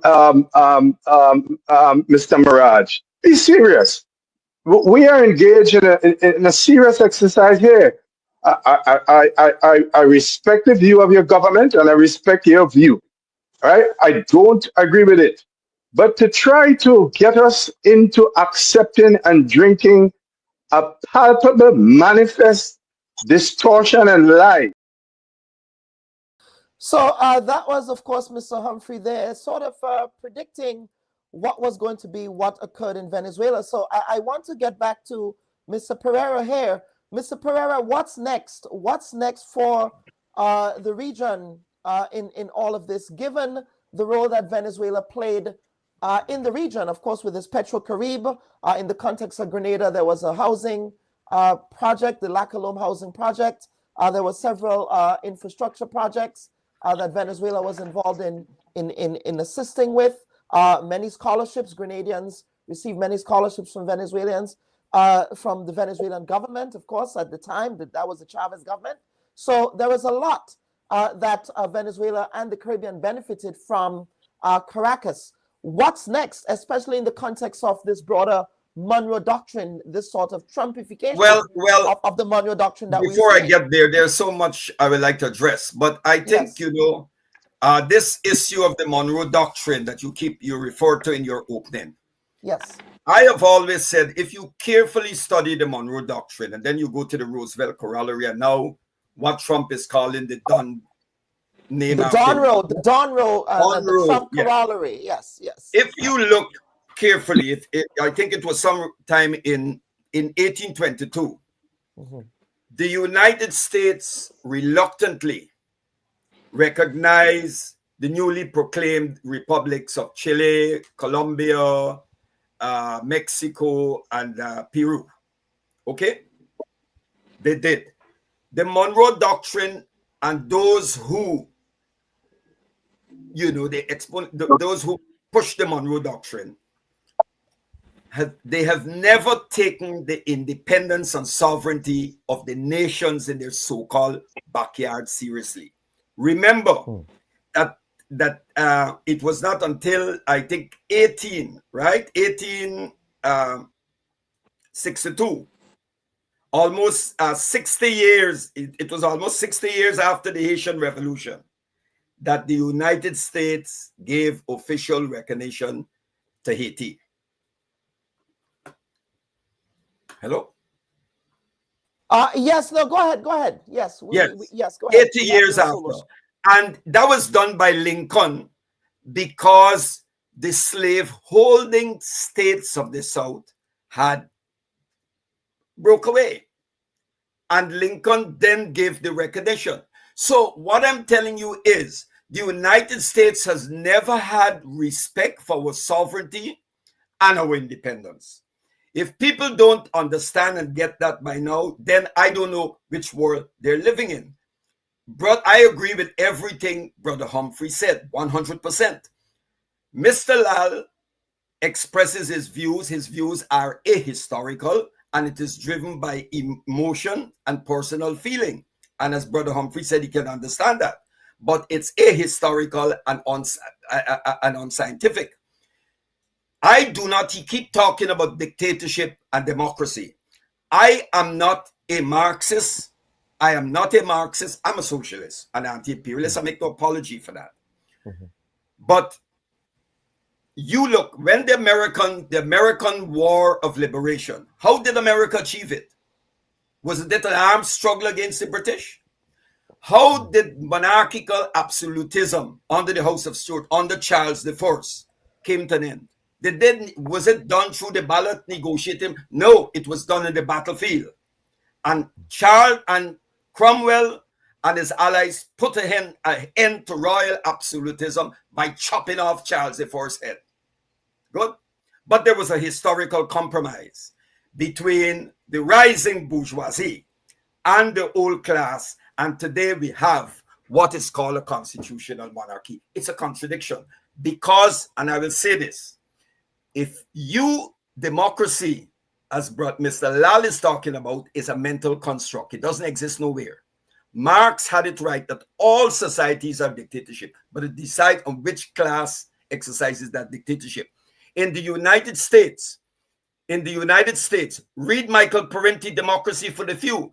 Read C. Wright Mills on the power elite and their volumes. I heard Ramsey Clark, who was former Attorney General of the U.S., who locked up Kwame Ture and later apologized. He said, I was brought up on a diet believing that America was a democracy. And it's a lie. This is Ramsey Clark, who was Attorney General, I think, under Lyndon Johnson. And he said America's not a democracy. He founded the International Action Center. It's a plutocracy. Good. So you can vote out which party you want in the United States, the two main parties, but you do not choose to vote out the class that exercises its power in the state apparatus. You call it deep state, Wright Mills, and then be addressing it, the military-industrial complex, what have you. But so democracy means rule by the people. And even if you're Eurocentric and you use the Greek conception of what constitutes democracy, in the Greek city-state at Athens, there was no room in the democratic process for women and the enslaved. So this democracy that Mr. Lal speaks of is this so-called representative or liberal democracy is one of the biggest cons. He keep referring to Mr. Maduro as a dictator. Is Mr. Trump a Democrat? Is Mr. Macron a Democrat? We have to ask these questions. Is Zelensky, who's unpopular, a Democrat? I want him to show me, point to a country that he claims is a democracy, and I will show you, based on the very definition of the yardstick that he's using to measure what constitutes a democracy, it is not. So I do not believe that any nation, especially the United States, has any right, this is international gangsterism, to go into a country, abduct a president like they did to Noriega and they did to Jean-Bertrand Aristide, with the Canadians and them, went in, dragged him out of his bed and put him on the flight. And this was a man who was elected. So these people talk about democracy, but yet when the people elect leaders of their choice and Washington and the West don't agree with them, they institute the regime change. We've seen that. And getting back to the issue of drugs, do you know, have you ever heard, Mr. Peer, of Bo Gritz? Bo Gritz was a former U.S. Army colonel, and he was sent to what is called the Burma Triangle to look at the way drugs was reaching the States. And I heard a lecture by him many years ago. And he went back, and you know what he said? He said, I was brought up believing that the enemy was outside. But he said the enemy is right in here, is in Washington. And he was later moved to the border with Nicaragua at the time of the Contras. And he found, during the issue with Oliver North, that the CIA was moving cocaine and taking the proceeds from the sale to finance the Contras on the Nicaraguan border. It is well documented, Mr. Thing, and Brother Humphrey's right. I don't know the way you were talking about. Your narrative sound like one is scripted in Washington or language given to you. The CIA has been, and even former intelligence officers said that, the biggest traffickers in cocaine. Do you know that a lot of drugs, that is most of the drugs, the thing about the drugs coming out of Venezuela is a monumental lie. Do you know that the drugs, a lot of drugs reaching the United States is also coming from Costa Rica? It is ironical that the rise of drugs and gang-related violence is linked to more than 3 decades of neoliberal policies that have seen cuts in social services, cutbacks in education, unemployment, and the huge income and wealth inequality. And most of the drugs, do you know that it is well documented, and I can cite sources showing that where the drugs have been coming from the U.S. have always been the U.S. allies, including the former president of Colombia. And now President Petro has reduced it and is fighting against it. Trump gets up and say Petro must watch his ass. Now, you know, this is how you listen to Trump. Hexet, Rubio, they talk about killing and killing and kill and kill. This is lawlessness. This is lawlessness, and it's lawlessness that's endemic in the American body politic. That's who America is. Absolutely. Yeah. That is what they're founded on. They're built on genocide, and the U.S. has always, originally the 13 colonies expanded, and they took over other places. And so Albert J. Beveridge, who was a senator somewhere around he died somewhere in 1927. Albert J. Beveridge was a congressman, Republican senator. He said, we, the Anglo-Saxon people, have the divine right to bring civilization to these inferior people. And he was making that statement at the time when the U.S. annexed the Philippines. So you have to be an absolute moron to see that what Trump is doing, the naked fascism of Trump has replaced the friendly fascism of the Democrats. The naked fascism of Trump is absolute recolonization. This is more than Maduro in Venezuela. This is telling everybody in the region that your resources belong to the U.S. and the U.S. will decide who you engage with in trade relations and other forms of trade and economic relations. That is what. And this thing against Venezuela is more than what we've seen. It's also a war against BRICS. There is much to address. Yes, let me bring in again, Dr. Pei. You've been here for a while. You in your opening, you said that the Caribbean could be returned to a place of being a zone of peace and all of that. But again, in the context of this Venezuela question and Grenada and the region, and I want to piggyback on what Mr. Pereira said here with respect to the overarching influence of the United States now. That's sort of a very aggressive overarching influence that says we do not care about sovereignty, right? If we do not agree with your posturing, if we do not agree with your public comments, or if we do not agree with, in the context of Grenada, for example, your support for Cuba, we are going to do what we did to Maduro in Venezuela. And what are you going to do about it? What are you going to do about it? They are carrying that big stick in the region. So the question is, Dr. Pei, react to how CARICOM, which quite frankly I think is just divided right now on this question. It's either they're divided or they are in cahoots with the administration in Washington. But Dr. Pei, your reaction to how CARICOM should treat with this new issue, especially against the backdrop of perhaps we might not be seeing that support that we traditionally got from Venezuela anymore as Grenada. Right. Right. Yes. So thank you again, Dr. Barber. And with the invasion of Venezuela, it sort of changes the CARICOM narratives. We realize that, as Mr. Pereira said, that we in the region, in the global South, we feel we become more vulnerable to the dictates of the superpower, United States, China, Russia, etc., Britain.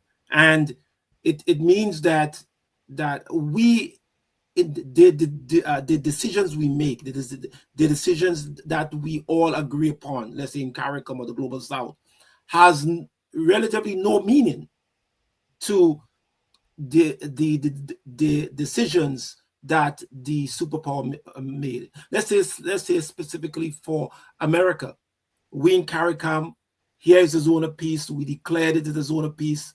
Look what has happened. Yes, there are allegations of Venezuela, Venezuela becoming producing drugs.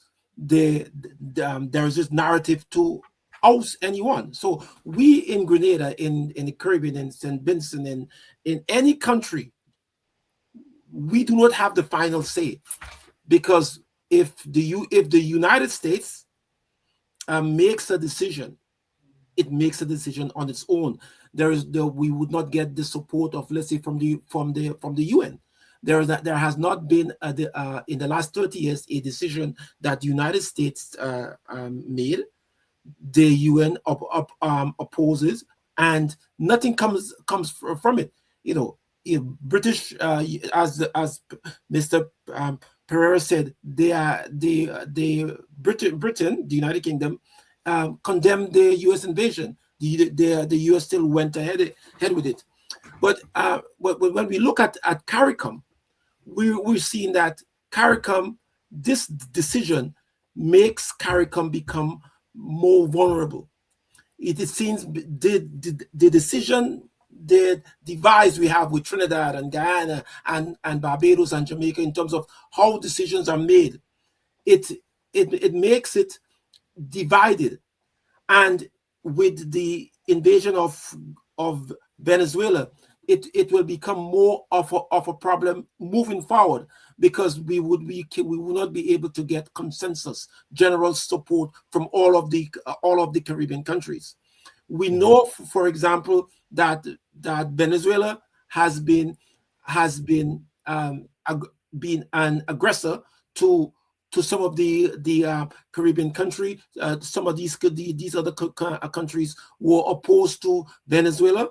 But what we are hoping now, that when Venezuela is, since that Maduro is no longer around, what will happen? There will be a reset. So there will be, in terms of resetting their political ideas. We also see that just going back to the Venezuela will become a democracy again. They will have free and fair elections in Venezuela. What we see happened in Venezuela, what we see happen in Grenada, it will be the same thing that happened in Grenada. An interim government will take place, and when Venezuela will have free and fair elections. What we see, that the sanctions will be lifted, and what will happen is that Venezuela will come back into having good relationship with their U.S. and its allies. So in future, yes. Please finish your train of thought. Yes. And So I want to bring in future, we see that there is good prospects for Venezuela, but we also remember that the target of America, the big elephant in the room, is not necessarily Venezuela, but the big elephant in the room is Cuba, because the United States wants Cuba, and without Venezuela, we know that would be very difficult for Cuba to survive. So Venezuela, yes, there will be now they have captured Venezuela. Now the plan B is to go for Cuba, and the challenge some of we in the small island developing states have is that any country, as I think we wrote an article last month about that any we see that any country that has supported Venezuela or Cuba will be open target for the United States. And that's why we are also asking countries to understand, to kind of rethink their strategy with Venezuela and Cuba in the next 2 years. A rethink of the strategy and relations there. Mr. Lal Singh, the implications for this decapitation of socialism in Venezuela, again, a tale as old as time with respect to the U.S. and their involvement in the region. What will that mean for Grenada and Grenada's relationships with both, well, at least now with Cuba, but in respect of the just the overall relationship that Grenada had with Venezuela and what Grenada benefited from Venezuela over the decades, really, and in the context of this new big stick approach that we're seeing, this very aggressive, as Mr. Pereira says, this gangsterist version of the Monroe Doctrine that we're seeing now, this thuggery, to repeat Mr. Pereira's words. Mr. Lal Singh. Well, I would hope, and I've said it before, that we want democracy to prevail. As I've said before, it's not a perfect system, but it's still the best system out, where people can exercise their rights to vote, the government can exercise their rights to do the right thing. I would wish that would happen in Venezuela. I don't know what will happen. But Mr. Lal Singh, if I may, that was not what the U.S. said. In fact, the president said that they're going to run Venezuela. He said it. Well, he said they're going to run Venezuela. They're going in there for their oil. So how is this about democracy? I was just... Well, yes, go ahead. Sorry, I didn't mean to cut your train of thought, sir. I'm just challenging you there. I was just going to that part. Yes. President Trump is the one who says things all the time. He's the president who have made changes more often than anybody else. He says one thing today and he do something tomorrow. I would hope really and truly that he do what is right. And what is right is to allow the Venezuelan to exercise their rights and run their own country. Of course, countries must have good relations. Grenada had very good relations with Venezuela. The entire CARICOM had good relations. They benefited a lot from concessionary oil prices, and that have helped them tremendously. I don't know if they're paying back yet, but we would hope that cooperation can develop and Grenada can benefit, CARICOM can benefit from the oil revenue of Venezuela because they have excessive oil. Of course, I don't believe that the Venezuelans are benefiting tremendously from the wealth of the country. And so now we hope that it will be a different day, that President Trump would good sense to prevail from here on and push the present president to have elections and allow the people to vote and allow the winner to take the rightful place. In that case, then I believe the region can become a true zone of peace. Allow the winners to take their place, including the oligarchs, the oil oligarchs who really want to take their place. But Mr. Humphrey, I want to bring you back here, sir. Again, Dr. Bubb, I know that once I'm finished speaking, my microphone is cut off because I've been marginalized here, unable to make a comment or indicate to you that I want to make a comment. But anyway, that's the way the program is structured. Yes. I thought the program was to analyze what happened in Venezuela in the last 48 hours and what the implications would be. And that's what we're getting at now. Yes. No, yes. Well, I just thought that was the core of the program, because a lot of useful information has come out, especially from Dr. Parrier. Very useful information, but I don't think it really accorded, and very educational information. But what I want to address is the role of our Dr. Pierre in this whole thing, because you see, unlike Kenny, now I understand Mr. Lal Singh. I empathize with him. A lot of what happened under the revolution is not defensible. It was wrong. Right? And I understand where he's coming from. And more importantly, I respect it. I respect it because he's reflecting his own humanism, his own human experience. And that is rare, because he was detained without charge or trial. Yes, this occurred. So I respect it, but I know the man. In his hearts of hearts, although I may disagree with him on some issues, I know him to be a genuine, bona fide Grenadian who shares many concerns for the welfare of Grenada that I share. In respect to Mr. Pear, I'm having some serious misgivings. Mr. Pear's whole stance in this meeting, especially his second set of intervention, is based on the promotion of informed hopelessness. And then he lets the cat out of the bag because in the program I appeared before him, he attempted to legitimize America's attacks on the Cuban Medical Brigade. Correct. Right? By declaring that he did some research which showed that Cuba was engaged in human trafficking. No UN agency, the international organization, no such international body, not even within the OAS, where America has control, and where at the time the Secretary General was in fact a pawn of the United States. Have there any registered complaint that Cuba is in human trafficking? No, he comes back again. So he is promoting what I call informed hopelessness, right? He talks about, and that's another Washington lie. It's another Washington lie. So he keeps swinging back. Pear keeps swinging back, and therefore, someone like myself will become alert. Why is this guy not only just parroting the State Department's lines, but he presents himself as an independent researcher, and when you strip the surface, you can't find any evidence to support what he is saying. Now, there's a number of things here.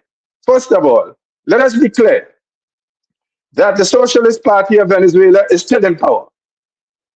Dulce Rodriguez had been Maduro's first vice president, and she was sworn in as president. And she is the person. The Venezuelan military, its upper echelons are all Bolivarianists, are still in power. And that is why order has been maintained. Trump said it. And Trump's focus was not on this made-up story of lies and drug cartels. And this guy comes to us and tells us he'd been to Venezuela and he tracked all the drug routes. I think the DEA should pick you up. If the Americans don't, and which the Americans require, I make a call for the DEA to pick you up and question you. But you're coming here and make these falsehood presentations, and now you're spreading what I call informed hopelessness. And let me be clear on you, the world is not the same place that it used to be, right? And I'll make one correction to Canela. Socialism has not failed, right? The greatest socialist country known to mankind today is the People's Republic of China, building socialism with Chinese characteristics. And in many respects, they have already surpassed the American economy, both in terms of absolute production, and they are the cutting edge of technology. So I don't want to take the discussions into an ideological sphere. That is not helpful. Yes.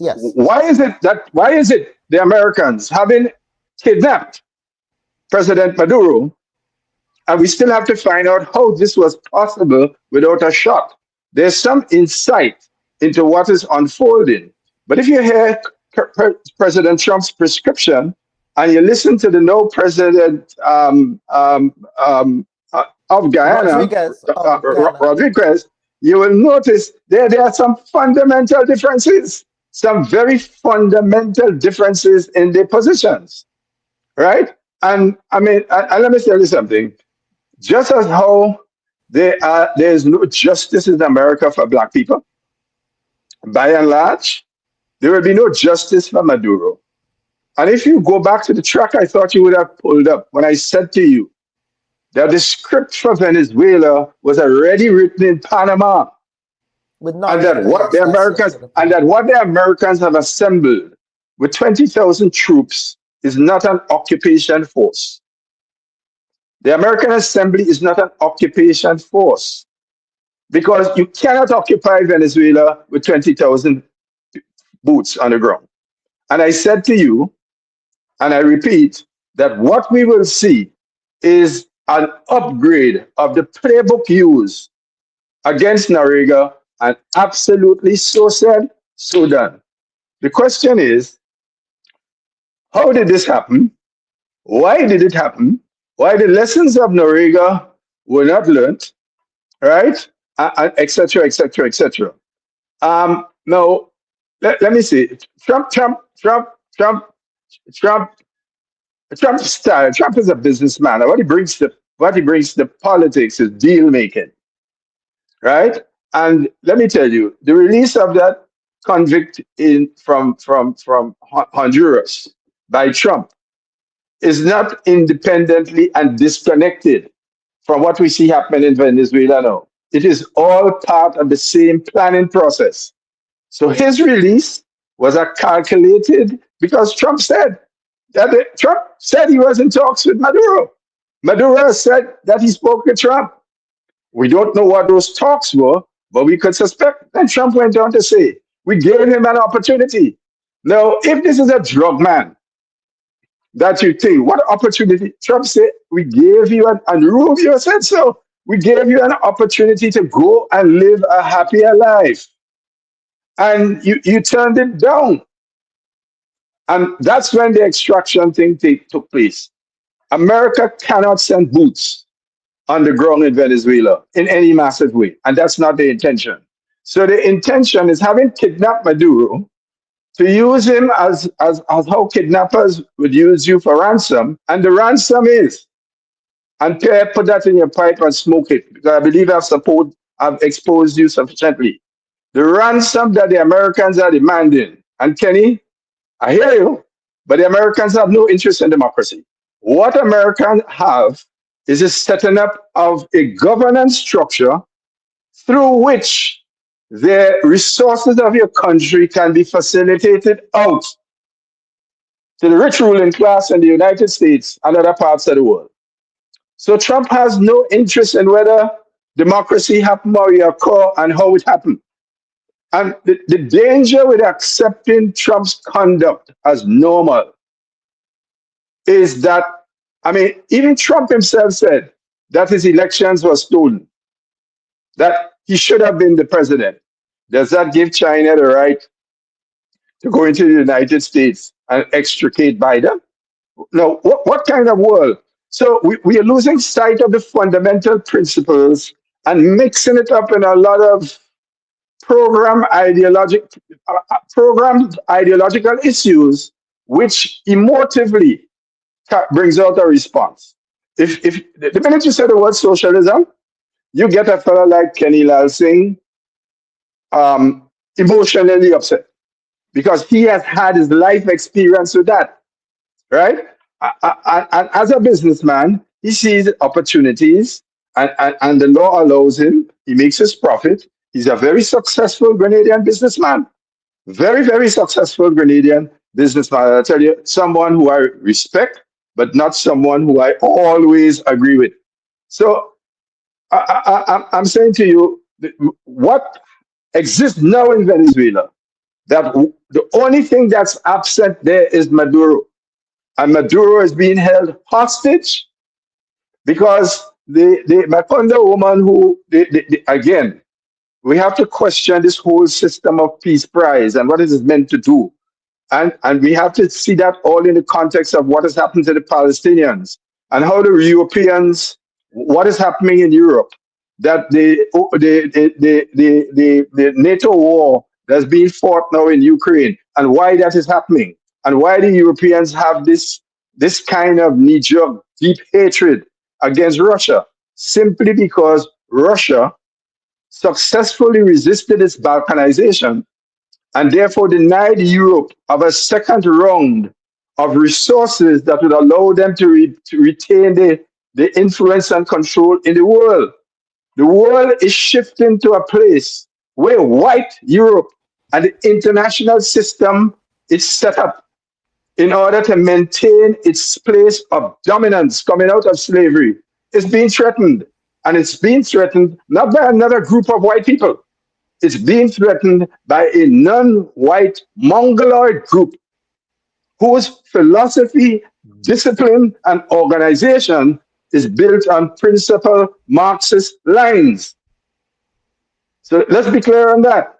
As I say, the Chinese have said it themselves. We are building socialism with Chinese characteristics.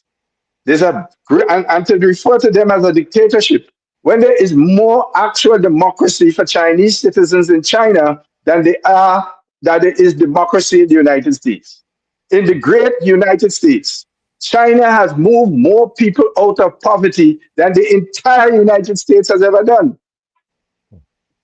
And this is the information we must give to our people so that they can better understand the issues that are unfolding in the world, rather than Ted, who I now believe is some form of agent, who is now here selling us informed hopelessness. And he proclaims that the next target is Cuba. And he goes on further to proclaim that all the relations Caribbean countries have with Cuba, because the United States is so completely invincible, and because he's spreading this informed hopelessness, he hopes to get all governments to comply and therefore break relations with Cuba. In other words, Pierre is attempting to deliver. This is what I'm saying to you. I mean, well, I think I've made my point. I've made my point. Yes, I think Pierre is a phony who has descended upon us with certain specific. Well, no, George Worm has been documented a whole series of things on him. So I'm not getting invective. Let us not get into. Well, no, this is not an invective. I am dealing with what he says, and I'm dealing with his role as I see it.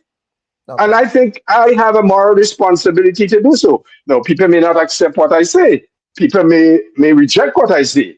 Right? Well, so be it. But once I have discharged my responsibilities, as I pointed out to you early months ago, that the Americans were going to go into Venezuela, but not with a strategy of military occupation. And that the force that they had assembled was not an occupation force. Right? And well, we see the whole thing play out now. And Pierre, because Pierre has come on this program, he hasn't, I'm trying to use a biblical term, he hasn't sought forgiveness for his earlier misinformation, and he's come back with more of it. He's come back with more of it. Yes. So let us get back to Mr. Pereira here. Mr. Pereira, again, and we are also seeing, of course, this is reporting now that I'm looking at from the Trinidadian Express newspaper. And again, that goes to the question of sovereignty here of the region. And the headline, and this is just coming from the Trinidad Express newspaper, it's saying that Caribbean politicians are implicated in Maduro's criminal charges. Caribbean politicians, again, this from the Trinidad Express newspaper, and I did not have a chance to read the indictment as yet, but I will be doing so as part of my Monday morning reading. It says in an unprecedented national operation, of course, they talk about what happened. The indictment makes a stunning claim that allegedly implicates unnamed Caribbean politicians in this so-called drug trafficking, narco trafficking from Venezuela scheme there, when Maduro was Minister of Foreign Affairs. So again, I would be very curious to see what that would look like, given that Grenadian politicians, Vincentian politicians, a lot of OECS politicians had very close relationships with the Maduro government in Venezuela. But I want to get to you, Mr. Pereira, here on the question of sovereignty in the context of the Caribbean. Does sovereignty matter anymore? Is it, especially in the context of what's happening with what the U.S. is saying, what they're doing? Well, I would like to say this. I listened to Brother Humphrey, and I must say that I am, I totally agree with him. He said, he brought what you call ideological clarity. Ideological clarity. Mr. Pierre said that, of course, Mr. Pierre is peddling hopelessness. He's saying that we should submit. What he's saying, in other words, is that we should bow and cry, yes, uncle, to Uncle Sam. Surrender our sovereignty. We must be careful who we decide to have relations with. You see, Nelson Mandela said something that is interesting. Mandela said, he pointed this out when he was released, that if we had to listen to America and the West, who should be our friends and who should be, we would end up with no friends. Because he said when their backs were to the wall, in the darkest moment, it was Colonel Gaddafi, Fidel Castro, and Arafat who stood with them when the West, the so-called democratic Western world, was supporting the apartheid regime. It is the same bogus liberal democratic world that for the past 2 years has supported the genocide and ethnic cleansing of a people in Gaza and Palestine. The latest record of yesterday, more than 71,200 Palestinians have been killed. And this so-called democratic West, led by the democratic America, no one can stop Israel from doing what it is doing. But in no time you enforce no-fly zone in Iraq. You said it was weapons of mass destruction. Tony Blair lied to the world. And yet he can go wrong. I made a call. I said, Tony Blair was in Guyana. Listen, my brother, the time is going to come, mark my words, because a lot of what Brother Chester said, I had predicted, I had said before. There is going to come a time, and in the world, in many parts of the world, Africa and the Americas, that it's going to be very difficult to U.S. diplomats to leave their homes. Now, you do not invade, as Brother Chester pointed out. You don't go to occupy a country with 17 to 22,000 troops, not a country the size of the United States. Then, as a former U.S. military officer, a colonel pointed out on some show a couple of weeks ago, there are a number of left-wing paramilitary groups, including the National Liberation Army of Colombia, which already mentioned that they will go into Venezuela and fight alongside the Bolivarian forces. And there are many left-wing groups in not only Brazil, but parts of the Americas, like how they had the Bolivarian Brigade years ago, that are prepared to go in and get a piece of the action against America. So I am seeing maybe Che Guevara addressed the Tricontinental many moons ago, create 1, 2, 3 Vietnams to them. I think what Trump is doing, Trump is presiding over the decline of the U.S. empire. And we're going to see it. This might, of course, what happened in Venezuela is a setback for all progressive and revolutionary forces. There are contradictions. We have a contradiction in the territorial issue, but the fundamental contradiction, we have to understand what are contradictions, fundamental contradictions, and how to handle those contradictions. Contradictions that are secondary. The primary contradiction here is not between Guyana and Venezuela, because even if Maduro is gone, if the Bolivarian revolution is toppled, because as Brother Chester said, everything is still intact, but let's say tomorrow it is overturned. The territorial issue with Guyana is not going going to go away. And President Ali said he wants to see a transition of power into Venezuela. Transition to who? The same people who for decades claimed that Essequibo belonged to them. In fact, all Venezuelans believe that Essequibo belonged to them, whether they're fascist, left-wing, right, conservative, or what. But imagine this scenario, my brother. Imagine there's a regime change in Venezuela, and the puppet government of Venezuela turns to President Trump and say, look, we've had this territorial issue with Venezuela for decades. We like it resolved. And Trump, the deal maker, who's a businessman, he says, okay, what we're going to do is Guyana, you keep half of Essequibo, and Venezuela, you keep half. Now, this sounds straight. It is possible. And when something like this takes place, what are these nincompoops who call themselves leaders, but they're nothing but governors of neo-plantations masquerading as little nation states? We're nothing but neo-colonial plantations. And our leaders, if they see sovereignty and independence could be staring them in the face, it is too noble. They're too noble principles for them to recognize.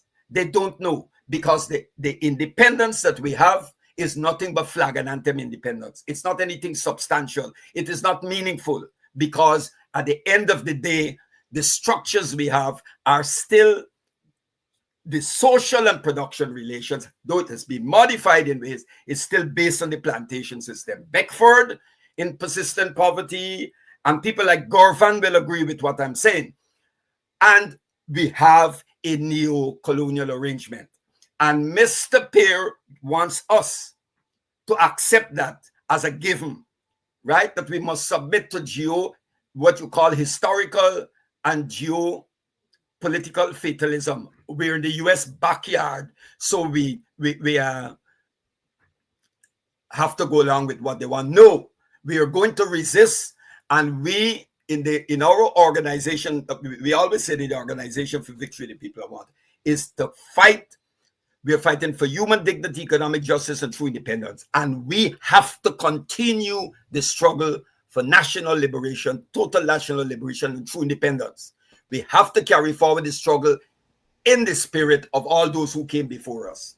But I want to say something that Mr. Pierce said, because, again, he's making false statements. He said that whether in the Caribbean, whether the Chinese or the Russians or the Americans dictate us. No, the Chinese do not dictate us. The Russians do not.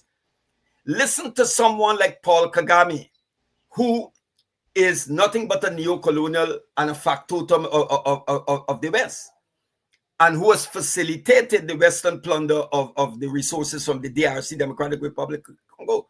He said that the Chinese, and he's not anti-imperialist. He said that the arrangements that they have with the Chinese, they've never had with the West.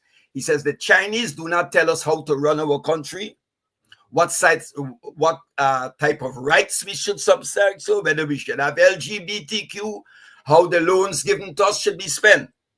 The Chinese have practiced a foreign policy based on respect for the sovereignty of nations, irrespective of their size and wealth. The Chinese treat Tonga, a small island in the Pacific, at the same level they will treat Poland or any country. And that is the principle of the Chinese. Secondly, I agree with Brother Humphrey that the Chinese have built their own socialist system with Chinese characteristics in the application of the principles or the science of Marxism and Leninism. I lived in a socialist country for a number of years, the Libyan Jamahiriya. I saw the strength of the socialist system. I saw the participation of the people in the popular assemblies. I saw the free education. I never paid a bill for education. I never paid a medical bill. It was all there. But the point is what the detractors of socialism keep ignoring is if socialism does not, the Chinese are able to pursue what they're doing because they were military power. But what about those who are trying, like Abraham Traore, and then you're threatening us? If socialism does not work, why then do you spend billions of dollars, billions, to undermine it, to destabilize it, to kill the leaders and everything. Why not leave it and let it collapse on its own volition? Why not? Why do you, even the Soviet Union, from the time of the Bolshevik Revolution, was never given a breathing space? I had issues, of course, with the Soviet model, but nobody can deny the great contribution of the Soviet Union. So if this socialism, right, good, is something bad, the critics of socialism keep ponging socialism, but they say nothing about capitalism. As Brother Humphrey pointed out, China has done something that no Western capitalist country have done. China has moved millions out of poverty within 30 years. All the Western countries with neoliberal policy, what have we seen? The concentration of wealth in fewer hands and a huge chasm. They keep the gap between the have and have-nots, both in wealth and in income inequality, keep widening and widening. But these fools don't say, oh, socialism working, capitalism working. Is capitalism working?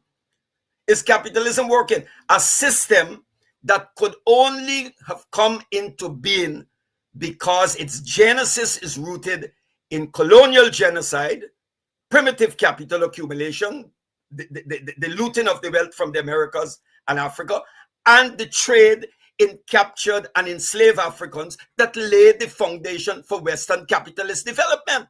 As Eric Williams pointed out in Capitalism and Slavery, Eugene Genovese, as well as Walter Rodney in How Europe Underdeveloped Africa. And yet we have, after these years, we still have people coming talking nonsense to us. And as I always say, white supremacy is more than a system. It's more than a global system of domination. It's an infectious disease that can infect even progressive and revolutionary minds if you are not careful. Because the way we look at the world is through the eyes of those who committed colonial genocide, built their countries on slavery, and today will not even issue an official apology for slavery. Must let's address the issue of reparations. Must let's address the issue of reparations. Yes, except the U.S. is now demanding reparations for their oil in Venezuela.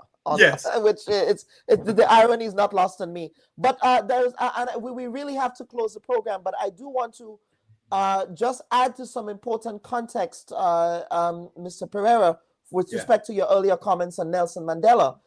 We have to appreciate that in the context of Kissinger's comments about not having permanent friends or permanent enemies, but permanent interests, that Nelson Mandela and the liberation fighters of the anti-apartheid struggles in South Africa, they were all labeled as terrorists by the United States. They were labeled as terrorists, and history must also record that a lot of these freedom fighters, anti-apartheid freedom fighters, were granted safe haven in Caribbean countries. A lot of them had Caribbean passports, Guyanese, Antiguan, Grenadian passports, etc. That's true. I just wanted to contextualize that. Also, as well. brother, I think, do you know that I think it was 2 years before he died that Nelson Mandela's name was officially removed? Correct. Removed from the list of that's been terrorists. Terrorist. Yes. And it was also Donald Rumsfeld. Again, I'm an academician like you, and I'm a student of history. Donald Rumsfeld and the Bush administration, I believe it's Bush one, they were in bed with Saddam Hussein against Iran. Similarly, the U.S. was in bed with the Taliban against Russia. So again, there is a through line with respect to this idea of permanent friends, not having permanent friends, but having permanent interests with respect to Kissinger's doctrine. So they were in bed with Al-Qaeda. But yes, sorry, with Al-Qaeda. Sorry, Chester. Yes, Chester is waving here. Chester, you wanted to add something? Yeah, well, two things as we're in the wind-up stage. Yes, sir. I want to deal with a bit of disinformation that has reared its head and has been repeated twice here by Mr. Peer. And that is that that Venezuela has threatened Trinidad and threatened Guyana. Let me be clear. The presence of the United States militarily in the region at this time has nothing to do with the Venezuela-Guyana conflict. And historically, whether under the old ruling classes of Venezuela, whether under Chavez, or whether under Maduro, Trinidad and Venezuela have always enjoyed very close, positive relations. What has happened is that the new government in Trinidad, pegging the hope on an American success in Venezuela, that they will then underwrite the resuscitation of the Trinidad and Tobago oil sector, and started to act in such a way which Venezuela took note of. I mean, if you're assembling a military force to attack my country, and a country which have had historic good relations suddenly have become hostile, and suddenly now giving the country that is building up all these things against me to attack me, what do you naturally expect would happen? That's right. But and fundamentally, Trump has made it absolutely clear. And this attack on the concept of a zone of peace is precisely to ensure that the piracies of the 16th and 17th century, with people like Francis Drake and the different armadas which came in here, and the constant fights in Europe, which ended up in the Caribbean, because Grenada changed hands between French and English several times. Trinidad between the British and the Spanish. And so the zone of peace is anchored in this. The zone of peace wasn't created because Venezuela wanted to attack anybody. No, I have stayed clear, and I just want to repeat, I've stayed clear on the Venezuela Guyana situation, but suffices to say, it was primarily the intervention of Dr. Gonzalez and the relationship that many governments in the Caribbean have had with the Chavez Maduro construct that brought a degree of stability, to the extent that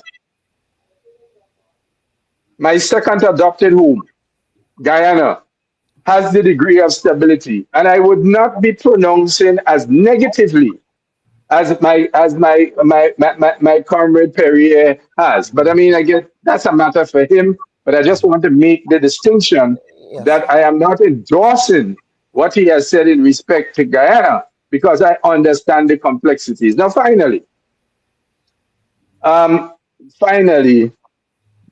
and it's this. On behalf of the Grenada-Venezuela Friendship Association, I wish to condemn in the most strongest of terms the American military invasion of the independent the Bolivarian Republic of Venezuela, and further for the act of breaching international law and laws which can end Trump in a criminal court at The Hague with the kidnap of President Maduro. And let's call it what it is. This is a straight case of a kidnap, and the ransom, if anything is to occur, the ransom is Venezuela's oil. Yes? So just to repeat, that the Grenada-Venezuela Friendship Society, yesterday we could not issue a statement because the situation was still unfolding. One did not know. I mean, I've been in touch with several people in Venezuela. So my silence was not because I was silenced, but it was an elective silence to inform myself properly of those unfolding events before we made a statement. The statement will be committed to writing, but I want to use this opportunity to condemn in the strongest way these acts of breaches of international law and the lawless activity that the United States has engaged in. However, as I said in the worst of times, there's always a silver lining. And the ruling party of Venezuela is still in charge. The president now of Venezuela's President Rodriguez, Delcy Rodriguez. Delcy Rodriguez. All the military chiefs are still in command. They have condemned the acts of kidnapping the president. They have demanded his return. Yes. And as I said, we are in the early chapters of this book. We are far from the end in this book. Yeah. And let us see how it all folds out. My heart goes out to the people of Venezuela. So far, the ruling party, still in the government, has maintained order. Caracas is calm. As of this morning at 7 o'clock, I was in touch with several persons in Caracas, and they're reporting that the city is calm. People, of course, are very concerned. And in a situation like this, one has to understand the current economic difficulties faced by Maduro was not because of Maduro. It was because the white West, the white West, led by the United States, who are in control of the world economic financial system. Now, a different system is emerging, which will give us more opportunities. So, Mr. Kerr, we are not hopeless, you know.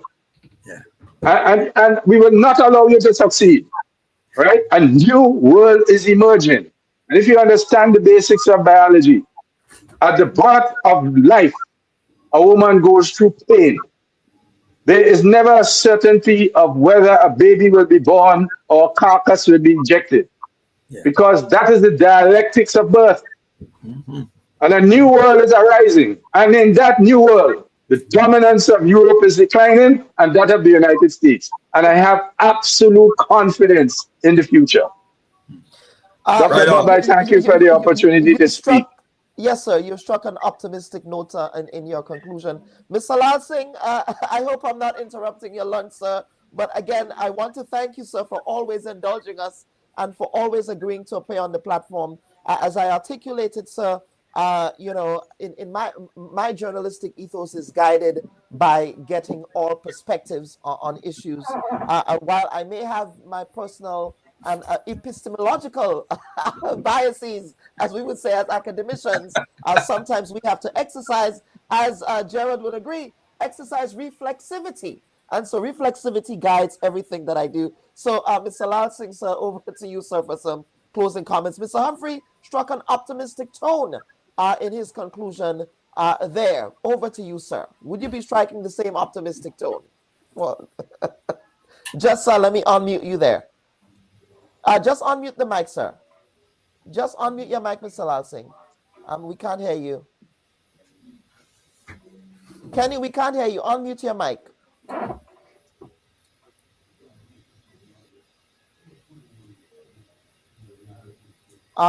We still can't hear you. You need to oh, there you are now. Okay, go ahead now, please. Go ahead, please, sir. Thank you very much. I'm always an optimist. I say it how I see it. Just 2 or 3 comments. Chester did speak about the China development. But one of the things is that the superpowers are always battling for position.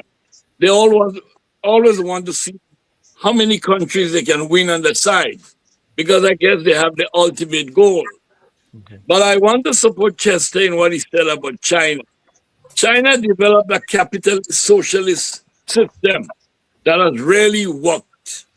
And I believe if more countries who like the socialist system follow the pattern of China, that socialist capitalism, they can succeed as well, because China has done remarkably well in terms of production, technology, and they are feeding the world in terms of all the valuables.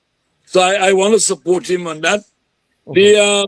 The last thing I want to say, President Trump is a very unpredictable man. But you know one thing that will come out of the leadership of President Trump? He will make the whole world get wiser and stronger. I have seen the Europeans and the Canadians over the years always humble themselves to the US. But because of President Trump, they are asserting themselves now, and they realize that they could do better than they have been doing. I remember when he said to them that they should increase their defense spending to 2%. They all made noise. Today, they are increasing the defense spending to 5%. Why couldn't they have done that before? So I think coming out of his leadership, two things will happen. One, people in the world will get smarter and stronger, and maybe the US will probably get weaker. Because as more people get stronger, you who are very strong can deteriorate. Although I don't want that to happen, because we in the Caribbean depend heavily on USA, Canada, and the UK. So I want every country in the world, I'm very optimistic. I hate to see suffering. I want to see every country in the world prosper. I want to see the peoples of the world live a better life. And so the world can be a better place. Thank you very much for inviting me, and a very nice day to all the panelists and all the listeners today. Yes, absolutely, Brother Lal Singh. And I do hope to see you in Grenada when I visit sometime this year. Let me get to Dr. Pear. Dr. Pear, over to you, sir, for some closing comments. You have been in the firing line today, and I suspect as somebody from, are you from Fontenoy? Yes. You take those in strides. Exactly. I suppose. Yes, Thank but you. over to you, sir, for some closing Thank comments. you very much. Today, as I said, we came here to have a good intellectual discussion, and we have to try to be mindful of personal attacks, information that is not substantiated by data or opinion, and we see that evident in terms of Brother Humphrey's assertions. I mean, as I said, as one Grenadian to another, we have to forgive him because he does not know what he's saying. In addition, he does not have the data to make those decisions. And so, as I said, that there is what we see that the Caribbean is changing. Okay, we now are embarking on something new. We have the great opportunity that we have in the Caribbean is for us to all, including CARICOM, because CARICOM is still very, very viable and very useful. And without CARICOM, we would be worse off than where we are now. So we want persons and the countries to please come behind CARICOM, because CARICOM is our only saving grace as a people. Because what we realize, what you see happen in Venezuela is that any country, the superpower, I mentioned the superpower, we as other persons said, people have to understand that we have to know, quote unquote, our place. We are not as strong as the superpowers. They can fight against themselves. We cannot fight against them. Even though we are resisting. Yes, we are revolutionary. I'm from Grenada, so I am a revolutionary. Based on what some of the other panels said, I don't know where Mr. Humphrey gets his information from. I'm not an agent of the United States, so I mean, we should try to see and speak, especially on these type of panel. We have to be careful in the choices of words we make. Okay, I'm not an agent. I've never been an agent. I'm a researcher, and what I do, we research information based on labor market issues. As I said, I'm a Grenadian. I've conducted more labor market studies than any Grenadian alive. Okay, so that's what I do for a living, in addition to the human trafficking, drug trafficking, is a field of my study. We have conducted these studies. It's on, if you can Google it, human trafficking study, Dr. CARICOM, we have done it. We have been there. So there is evidence, but I don't know where he got it information. There is evidence that maybe I realize that maybe a lot of information that we are privy to, he does not have privy to. I do not make statements that cannot be referenced. And the reason why I made those statements is that these statements are referenced by other organizations. I looked at some of the information, and I quoted 25 references where Cuba is related to labor trafficking, and maybe. Dr. Pear, yes, we can have another conversation about this. I just want to finish. Let me finish. Yes, please. So in closing, I want to say that there is a good opportunity. There is a great opportunity for us, for the Caribbean, for us to recalibrate. We need to come under the umbrella of CARICOM. We are persons who are in the the global south. We need to have a purpose. And this situation that face us with the situation with Venezuela and the United States is something that we can learn from. And let us, forget our issues we have. Let us form a banner on the CARICOM and try to see if we can help everyone. And I'm saying this with all the and all the greatest respect to everyone on the panel, Mr. Peber, Mr. Lalsi, Mr. Humphrey, you, and the listening audience. As I said, it's my pleasure to be here, and thank you for having me. And once again, absolutely, yes, and Happy New Year again, sir. Happy New Year to you. Yes, Mr. Pereira. It's again, as I said in the intro, it's been a long time coming having you here. It's good to be here. Yeah, thank you. You are such a great mind. I've followed all of your public intellectual work, and I strive to be as erudite as you, sir. So I'm humble. So yes, over to you, sir. I would just quickly like to say, brother, the Cubans, after so many years of blockade and sanctions, the Cubans develop a drug that you can inject the foot and reverse the process. Okay, so the need for amputation is over. Cuba has been trying to get that drug out, and they cannot because of the sanctions. So while Cuba's under sanctions, young people are losing their legs because of that criminal blockade. People need to know this, that drug is there. I know several Guyanese who they wanted to amputate their feet, and they went to Cuba, and today they're running up and down the field. Having said that, the next point is Mr. Pear's rebuttal or reaction, his comments on Mr. Humphrey is very unfair. Mr. Humphrey is capable of defending himself.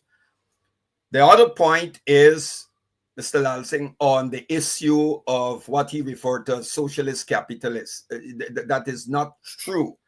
As early as the 60s, you had a Hungarian economist by the name of Otto Sick and some other socialist theoreticians who were saying that, look, you can have centralized planning with the mechanism of the market. And the Chinese learned from the mistakes of the Soviet, and they went beyond Maoist economics.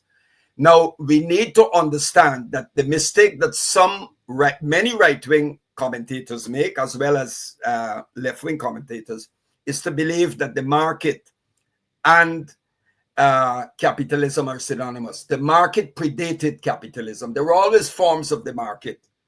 But what happens with capitalism is the market produced primarily for profit rather than human need.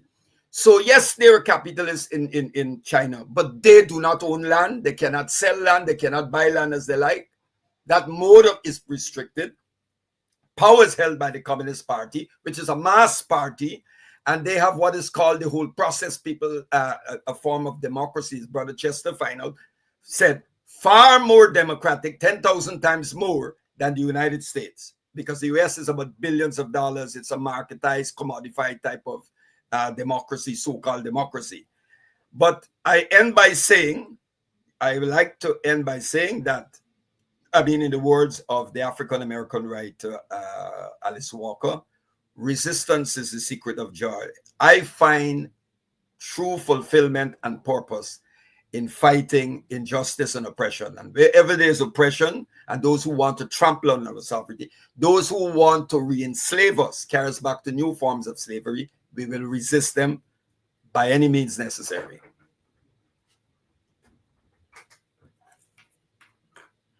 So, Mr. Pereira, tell that to the younger generation, because, you know, in all of these unfolding events, I just find a very astounding, significant apathy by younger people. There were protests in Grenada around the whole radar question. And the folks who were there demographically perhaps represented those who were from the revolution era in Grenada. A lot of young people are just, and these days a lot of young people, especially those who want to protect their access to the United States, are self-censoring. They're not, and again, that is a form of dictatorship, by the way. The fact that I agree with you. People, to get into the U.S., you have to temper your comments about their leader. Yeah. Right? That is dictatorship, folks. Yeah. Just have to put that out there.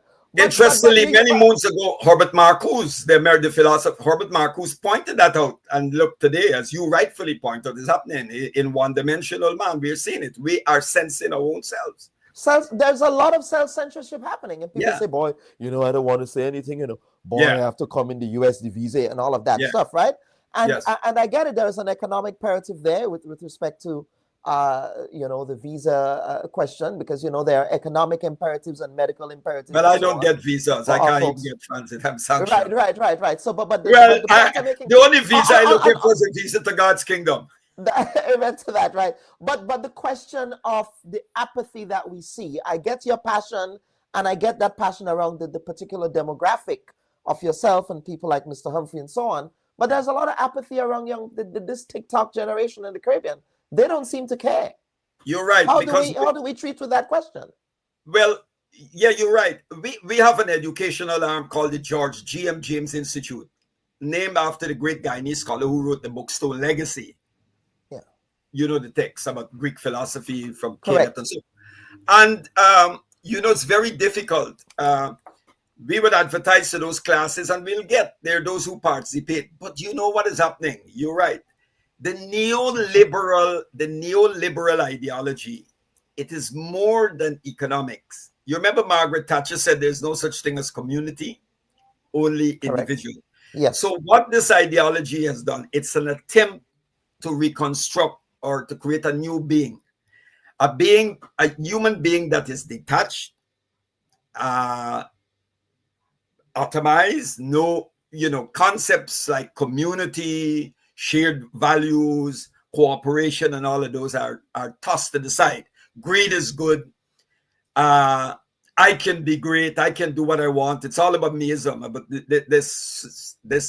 this person who it has reduced us. So we are just mere. We become mere homo economicus, economic man. Just our only purpose and reason for being is to consume. I consume, therefore I am. And you see that. People don't find time to read. They're not reading. They're not reading books. They spend most of their time spent in shopping malls, and the use of the TikTok that sends out messages, a lot of messages, of course, that is geared at shaping this new liberal man. And we are seeing it. And that is what we're up against. You know, it's a serious ideological war that we are waging, and this war is both for our soul and the minds. It's sort of an every man to himself approach here. Really, it's this hyper individualism, this Western-centric hyper individualism we are seeing here, and in the context of CARICOM as well, as you call them, sort of vassal. That's what they are. States. With a few, you know, the only truly independent that has gone beyond that's Cuba. People can say with the exception of Cuba. Yeah. Mr. Pereira, thank you so much for appearing on the Bubb Report this week. Thank you, my brother. Yes, absolutely. Viewers and listeners, we do want to take our final break, and I will come back for some closing comments and do some viewer acknowledgements. I do want to shout out my former GBN co-worker, Maureen Alexander. It's so good to see you there. It's been a long time. Although we didn't know, we worked in different departments. You were in radio, but I was in news at GBN. It's always a pleasure. It's always a pleasure seeing you. So what I want to do, folks, is to take a quick break, and we'll come back for some closing comments for today's program. Please stand by for that. Hi, everyone. The Bubb Report is committed to being fearless, balanced, and independent, bringing you the stories that matter most without compromise. Now do us a favor. Remember to like this video and subscribe to our channel. Hit the bell so you never miss an update. You can also watch us on GBN TV every Wednesday at 5 p.m. Catch us on WPG10 television every Sunday at 8 p.m. Your support helps us to keep journalism free from bias and influence. And together, we can make sure every voice is heard and every fact is verified. Thanks for watching. Don't go there. You are a technocrat. I mean, you can speak to whether or not it was appropriate or inappropriate for that to occur. Would you have done that as a permanent secretary? Politicians get the information from wherever source that they can. That's going to be the extent of your answer. Yeah. Don't go there. There's a lot of noise around the data protection bill that, in my respectful view, is not warranted. I was one of those making noise, and it's simply because I was concerned about that specific section 33. Don't go there. Are you going to be offering yourself up as political leader of the party? I see you've called me here for much more than diplomatic passports. I don't mind that. Don't go there. What is the relationship like between you and your leader, Dr. Mitchell, your boss, Dr. Mitchell? I'm not sure how to explain how to answer this question at this time. I prefer not to answer. Don't go there. They said that you approached the bank for the loan before the election and that it only materialized after the election. There are also conflicting reports around the quantity of monies that were received. What is the reality here? People try to extort the truth and to make all kinds of things about it. I just stay quiet. So if you notice, I was really and truly quiet about the whole matter. Well, except with not with the New Today newspaper. The New Today newspaper reported on this, so I'm not too sure you were quiet on this. Go ahead, Honorable. Go ahead. Well, I'm just trying to answer your question, right? Don't go there. I think we just spoke at length about the regularization framework. So yes, we did. But let us talk, Prime Minister. Let us talk about the workers who are dismissed. The Bubb Report. We go there. And folks, welcome back to the wrap-up session here. Before we go again, as I said, I do want to shout out our audience wherever you're watching and listening the program from. I know that we have many moms and dads in their kitchens cooking on Sunday morning, listening to the background. So I want to especially shout you out because, of course, you're multitasking on a Sunday morning. I've heard from folks in Grenada that on some days the program is so good that I've kept you away from church, or that you were sitting in your car while you were listening to your program and you got into church late. I've heard from folks who said that, they listen to the program with their kids. But please, we do want to encourage you to continue that process, because for me, again, the Bubb Report is not only about journalism, but it's also about public education. Public education is something that I commit to doing with respect to this platform. It is a lot of work. Sometimes, public pushback is sometimes frustrating. Like the comments we got today that, whether or not there was an agenda for me not playing the Prime Minister's interview or whatever the case might be. But again, what we try to do here is to really keep the national community informed in a way that is really substantive and educational and going beyond the superficial. So we want to hear from you folks. Where are you watching the program from? And tell us what issues do you want us to address in 2026 on this platform? And of course, if you have any issues that you want to address, you can reach us at our WhatsApp number is 240-733-4116 or via Torchlight Independent Media. That's TORCHLIGHT, Independent Media gmail.com. That is our substantive email address. If you want to reach us, those two mediums are ways that you can reach us. Of course, you can also, if you're more of a social media user, you can actually send us messages by way of our DMs, both on Facebook and on Instagram. Our DMs are open for suggestions.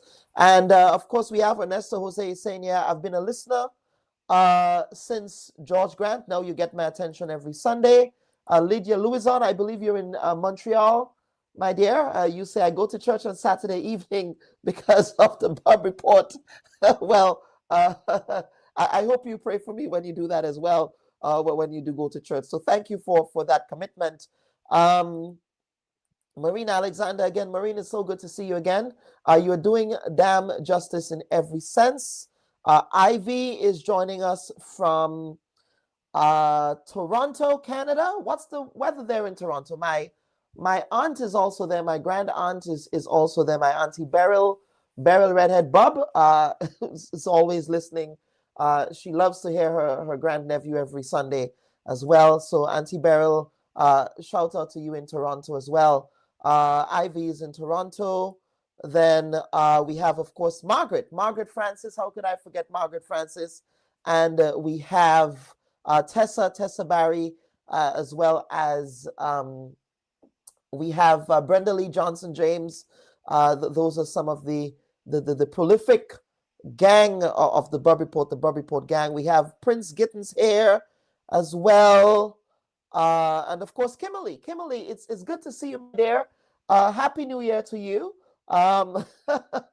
She said, I'm in Toronto, but fortunately, I'm at home in Grenada right now. Yes, absolutely. It's good to be in Grenada right now. I hope that your travel plans will not be affected by this militaristic activities that we're seeing happening in our region. I understand that there were several flight cancellations. This is such a dark and uncertain time, really, for all of us. So thank you again, Kimberly, and thank you for the work that you continue to do in the community as the advocate that you are. I'm sure your uncles are very proud of the work that you continue to do as well. Who else do we have here? Who else is on the live today? We have Phoenix Rising. Pleasant good day to you. Good afternoon to you. But either way, folks, again, as I said, just a reminder, 240-733-4116 or torchlightindependentmedia@gmail.com. And we also have a first-time listener here, Mr. Riz Alio. Your first-time listener. Tell us where you're listening from, sir. Welcome to the Bubb Report. Please give us a like and subscribe as we end the program today. So, folks, again, just a reminder, next week the program will not be live as I will be traveling for work, but there will be a program next week as always. Again, there will be a program next week as always. So we do apologize that we will not have a live program, but again, we hope that the quality will be the same.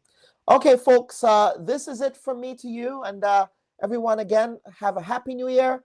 And we'll see you next week again for another edition of the Bubb Report. Take care. Bye-bye. Hi, everyone.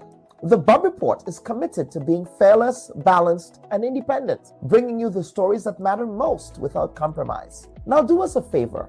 Remember to like this video and subscribe to our channel. Hit the bell so you never miss an update. You can also watch us on GBN TV every Wednesday at 5 p.m.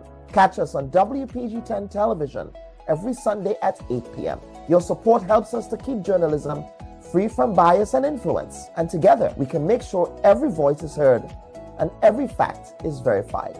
Thanks for watching.